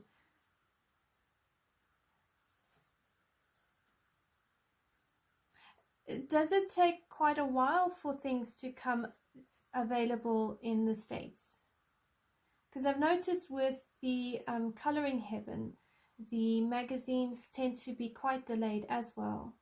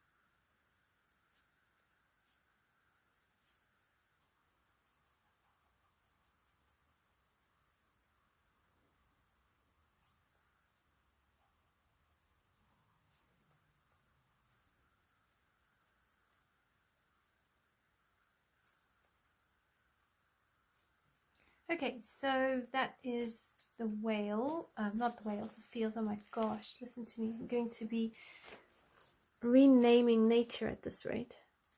Okay, so now I'm going to come to the bottom side, and I think I'm going to bring in a bit of bark just quickly around these rocks, because the wet sand will be a little bit darker around here. So if we do it this way, we can give it a bit more dimension.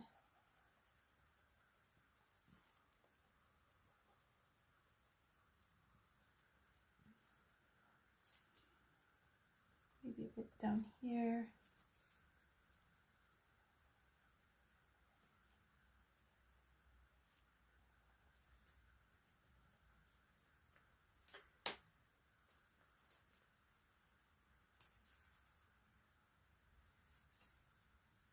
I don't know if Clara Markova's books are on pre-order yet, her new book. Because when I've checked on Etsy, I haven't been able to see anything yet. And if I look on her website, there's also nothing there. I have heard some people, there's a Facebook group somewhere where you can pre-order the book on. But yeah, I haven't pre-ordered it. I want to see what it looks like first, and I don't know. It's so tricky because her books do sell out quite quickly, and then plus they cost a lot of money.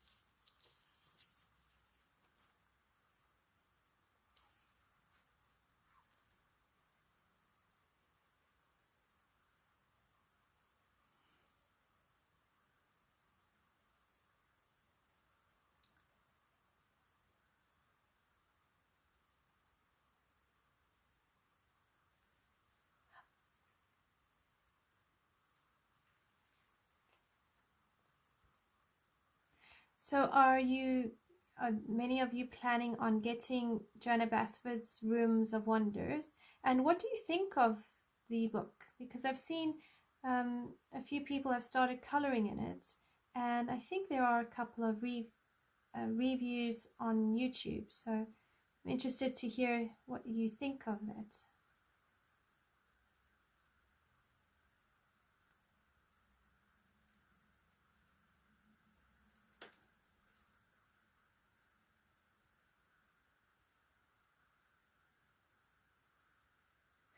I hear you, Lion and the Lamb.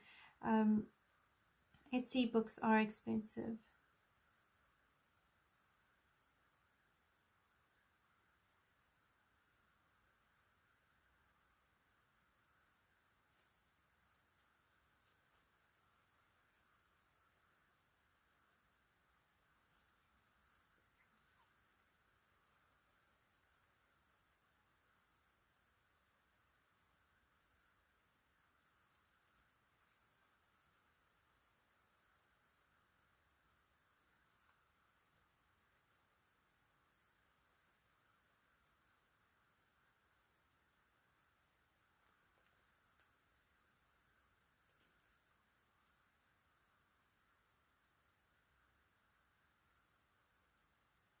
I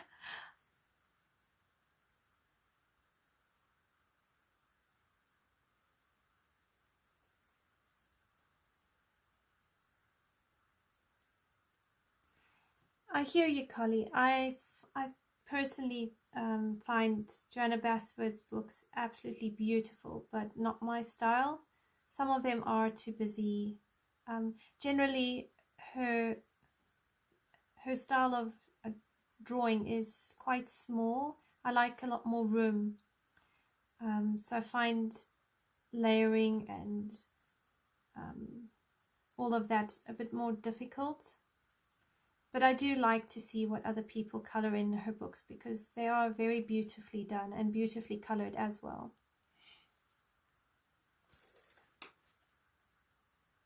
Oh yes, I know A Million Christmas Cats. I think I've seen it. I'd have to check, but I think it's a really lovely book, if it is the one I'm thinking of.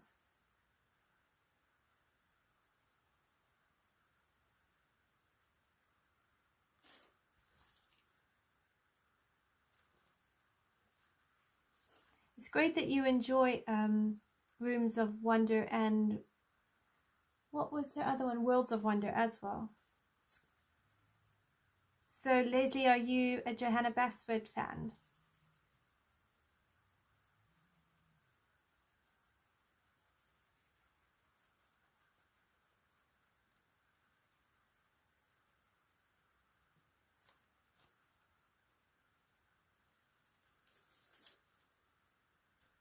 Oh, cool. Cool, Cindy. I hope you really enjoy it when you do get it, and I hope it comes soon.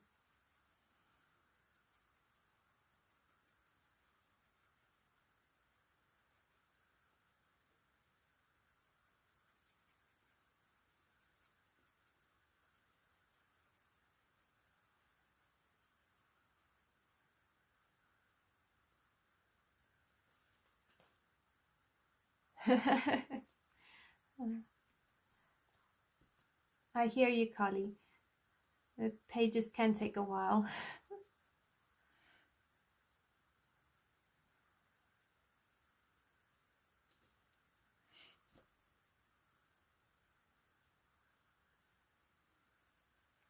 Yeah, you never know, hey? You could get discounts after Christmas, and sometimes you can pick up coloring books secondhand on Amazon, or yeah, on Amazon, and they can be brand new. And I find that's also a great way of buying good quality books at a cheaper price. But it just takes time to find them and wait for them to come available.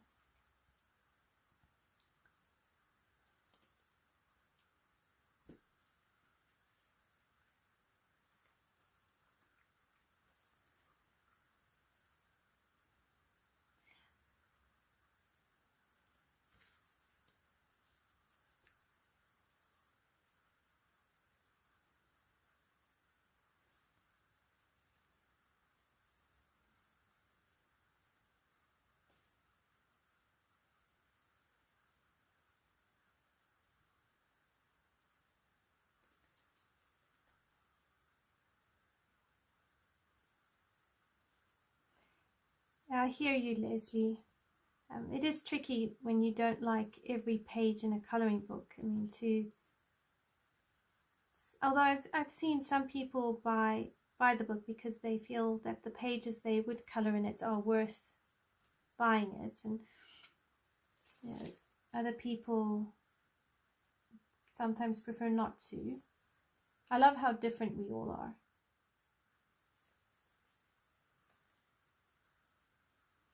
I think for me, if I buy a coloring book, I have to at least like a good 50% of it to make it worth buying.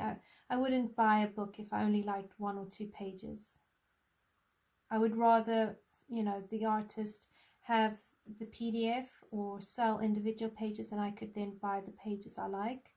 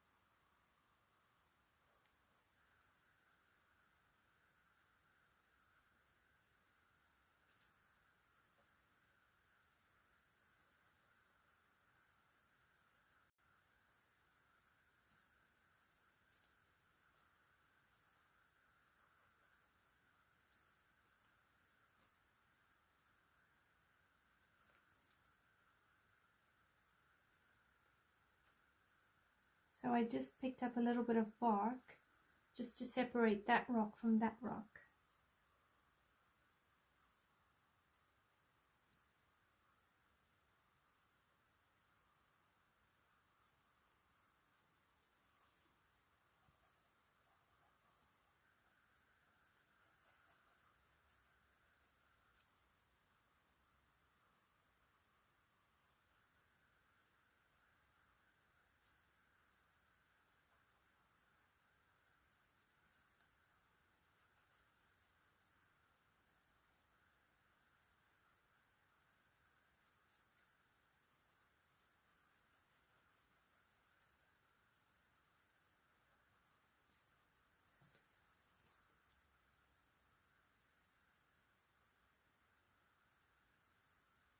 Yes, Lion in the Land, that stag page in Kirby's Mythic World is really, really beautiful. I think there were about at least 30% of Mythic World I would color in. I might still get it because 2 of the boys think that book is really cool, so they would color it. So it might be something I buy and I share with them, and then they can color the more the more boyish pictures. and I say that just because I don't know how else to describe it. The more daring pictures maybe is a better way of describing it, where I would color the more pretty, peaceful, less in your face pictures, I suppose.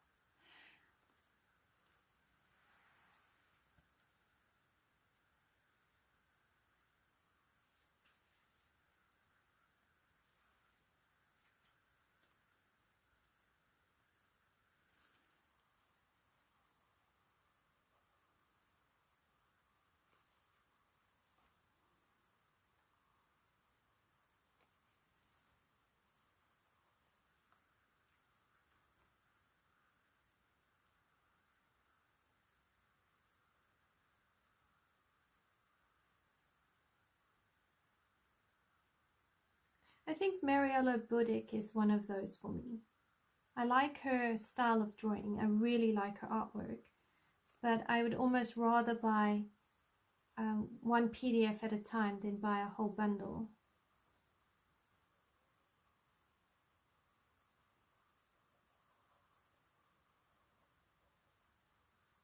I think just because I wouldn't get to her artwork as much as I would like to. So realistically speaking, it would probably be better to just buy one page that I really like at a time.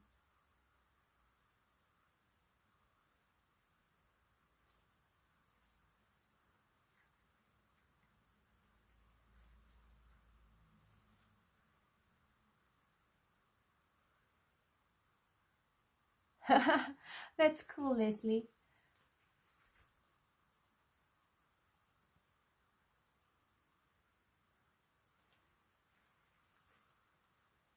I do like how Kerby Rosanes did do Mythic World, though. Even though some of the drawings I find when colored in, the impact is quite strong for me. But I really like that he didn't make Mythic World a very, how do you put it, you know, like a Disney kind of version. I like that he made it almost true to the way the myths were. So I really respect him for that. And Lion and the Lamb, I also like that Fragile World does donate the money towards helping the animals, and I think that's really, really cool.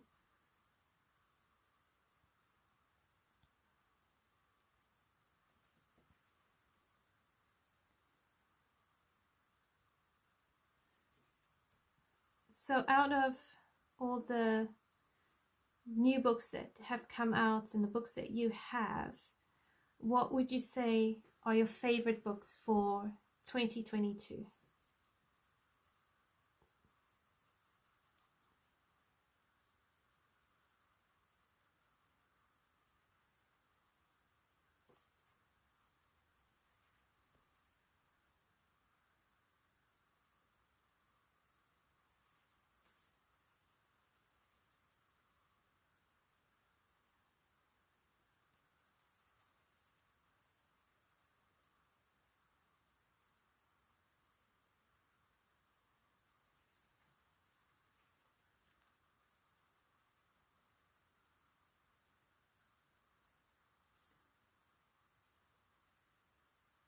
I'd have to say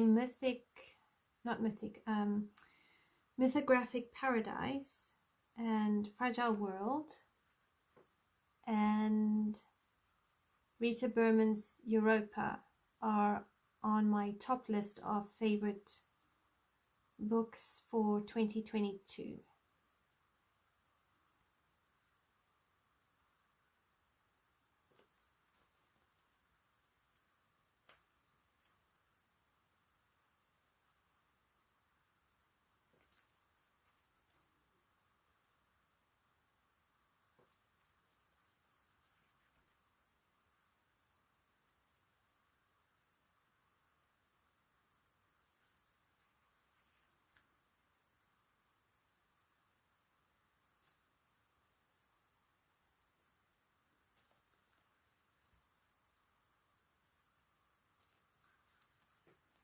Right, we are almost done with this page. I just need to do the water.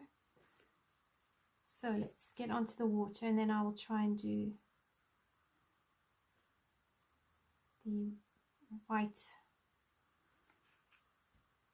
the white foam.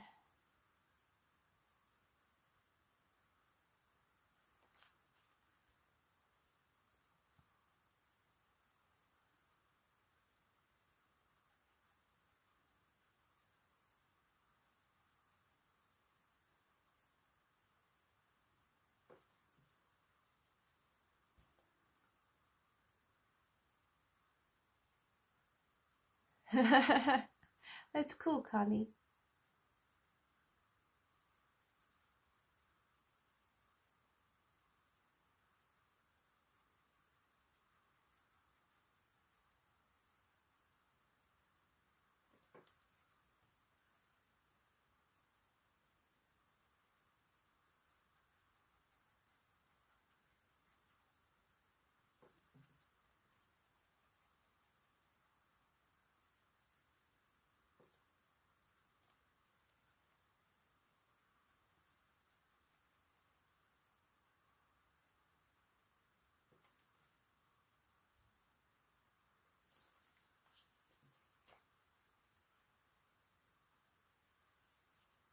I didn't know Teresa Goodrich had a new book featuring cats coming out in November. That's good to know.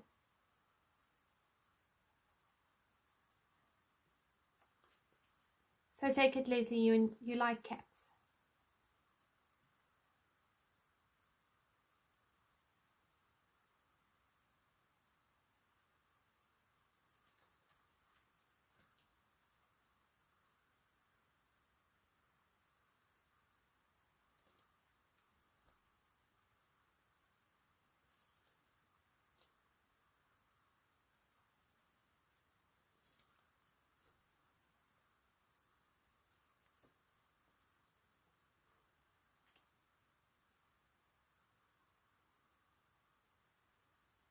Haha, that's cool.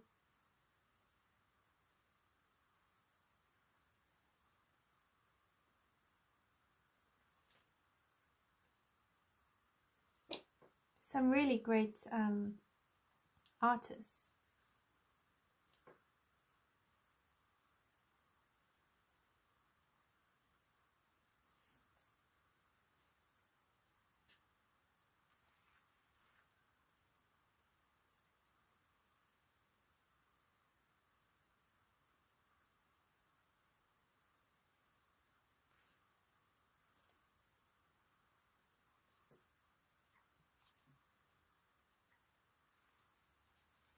Yeah, I mean, to be honest, like Mythographic Paradise, I think came out years ago, but it's really one of my favorite books for this year. I keep going back to it. So, you know, even if it's didn't get released this year, but it's something that you've enjoyed this year, I think that counts as well.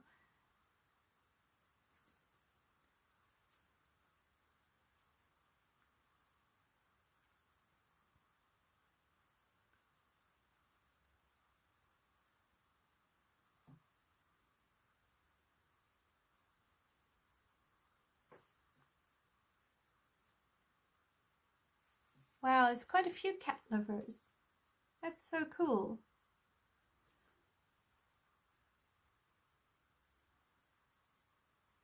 I'm a tiger lover. I love tigers, and I also really do enjoy cats. We had a couple of cats over the years, and some of them have had a lot of great character as well. My husband proposed to me with Bengal tigers, so he took me to a place where there were a couple of these white Bengal tiger cubs, you know, for conservation purposes. And he had arranged with the park, I suppose you could say it's a park, to have the lions bring my engagement ring on their collar. So the handlers walked them through and brought them up, and I got really up close and personal with these beautiful tiger cubs, and got to even stroke one. So, I mean, that had me sold.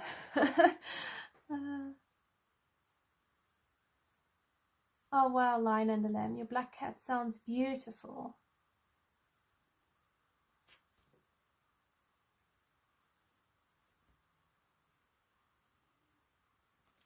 Do you find the long hair gets in the way or sheds quite badly?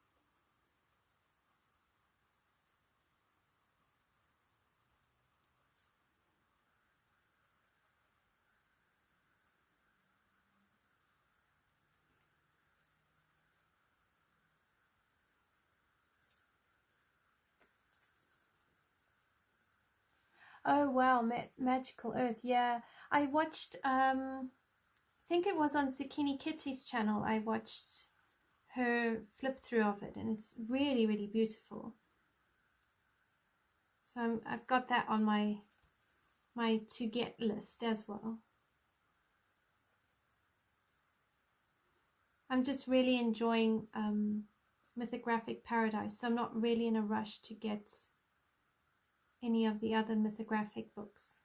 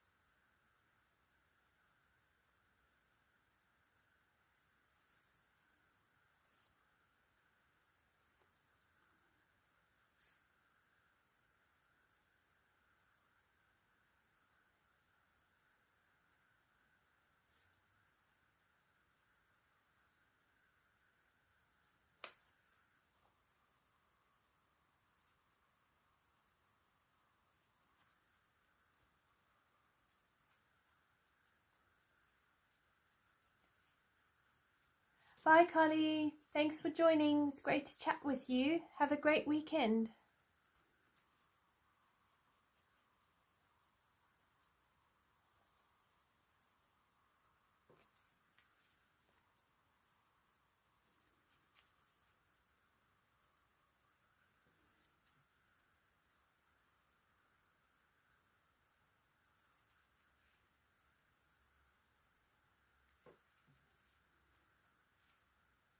Okay, I think that is all of the water. So now if I've got like Posca pens and a few Spectrum Noir for some sparkle and a few of the other white pens. So I'm going to try the Posca pen and see how that works and do the foam.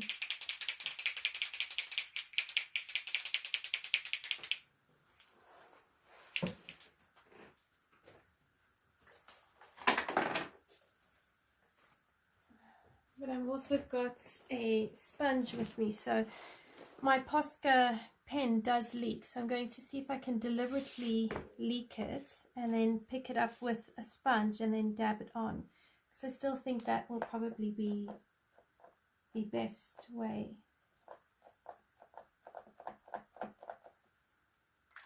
So there's my Posca pen leaking,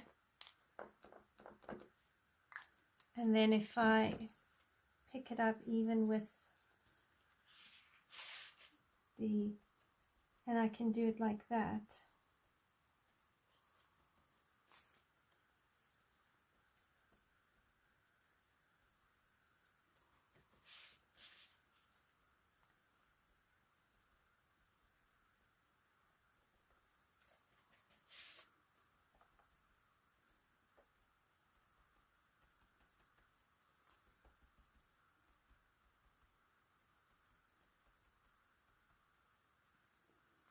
We might have to do a few layers of it to really get it like lovely and white.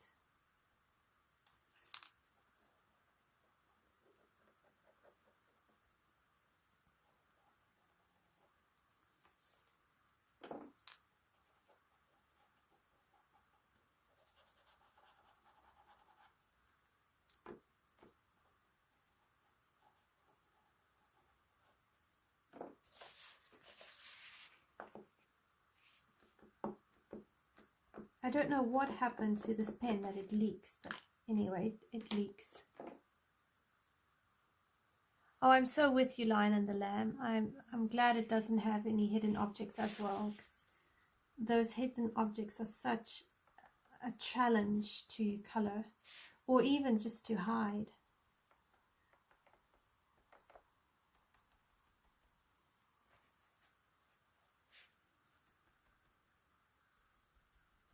So I think dabbing the Posca paint, or even acrylic paint, if you just have white acrylic paint, it definitely, I think it creates a much better foamy effect than, you know, kind of going over the lines with a Posca pen. So this would be my recommended way of doing the foam. Oh, thank you, Lion and the Lamb. I have gone over the 2 hours for the live, but I really just wanted to be able to sit down and do a page from start to finish.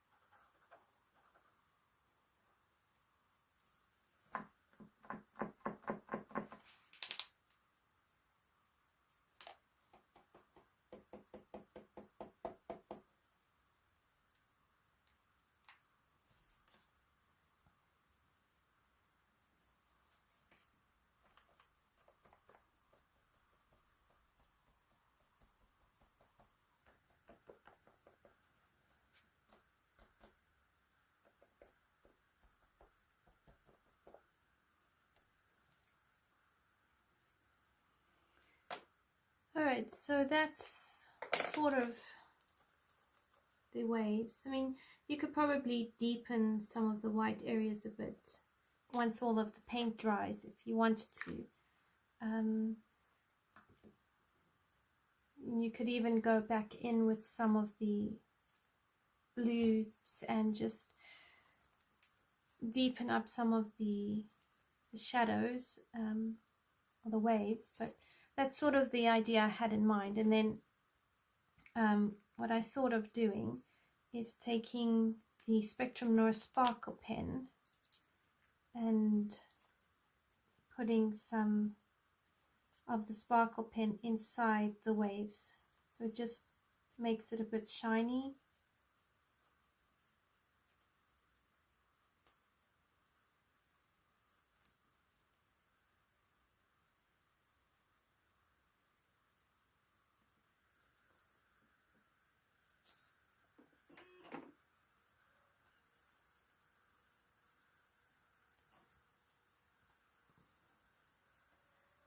Just trying to make sure it kind of like stands out from each other. I know that, you know, turbulent waters don't sparkle, but think a colouring page, it's okay for it to sparkle a little.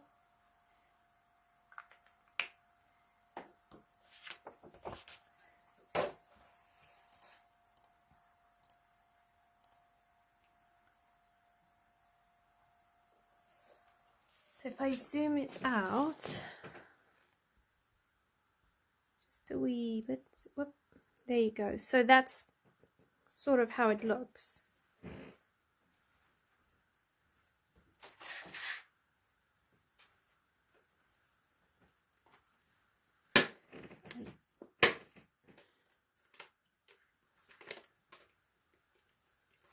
And then you could take a glitter pen, similar color, maybe a bit darker. These are two options, and then you could always just kind of do a bit of pointillism inside.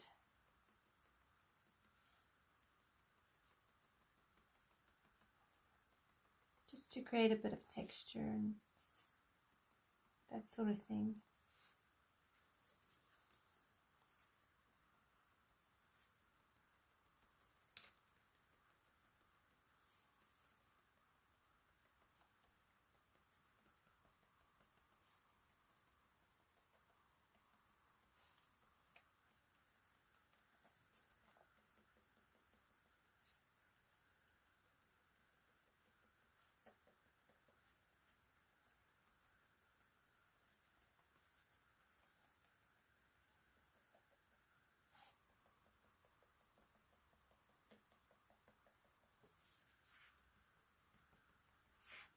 I mean, you don't have to do this if you don't want. You could just leave it as it is anyway, and it would still look great.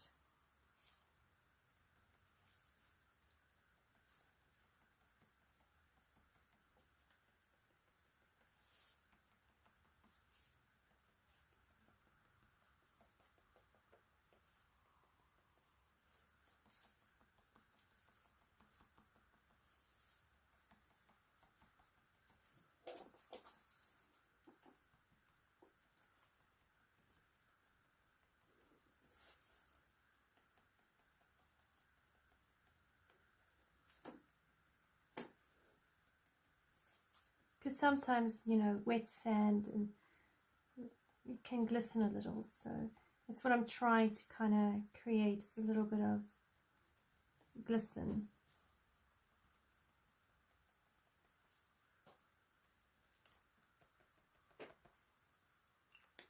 You could even use the slightly lighter one as well.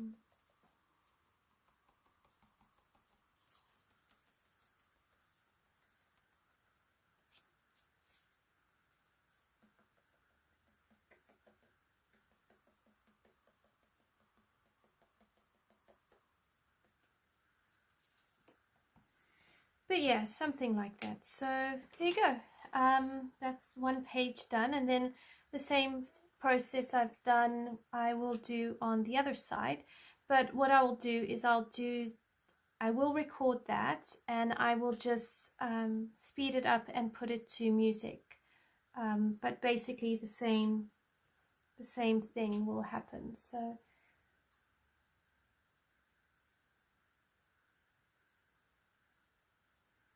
Abuela Colorines, de nada. I'm really glad that you enjoyed it.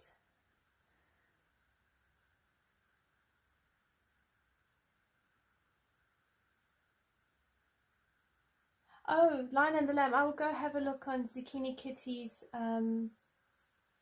flip through and have a look at that page. So thank you all so much for joining me. It's been such a lovely time to just spend with you coloring this beautiful page, and I'm so glad to have another page done in Fragile World. And I hope that you've enjoyed coloring with me just using Inktense and seeing how much fun they can be, and that they're not really a lot of hard work, can be very relaxing. And I will see you in my next video, and hopefully we'll do another live soon. Most likely not next Friday, but the Friday after.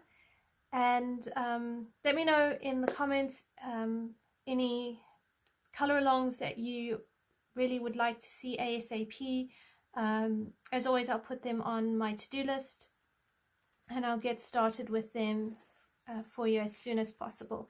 I am going to iron this page. As you can see, it's curling up, so if I iron it, it will flatten.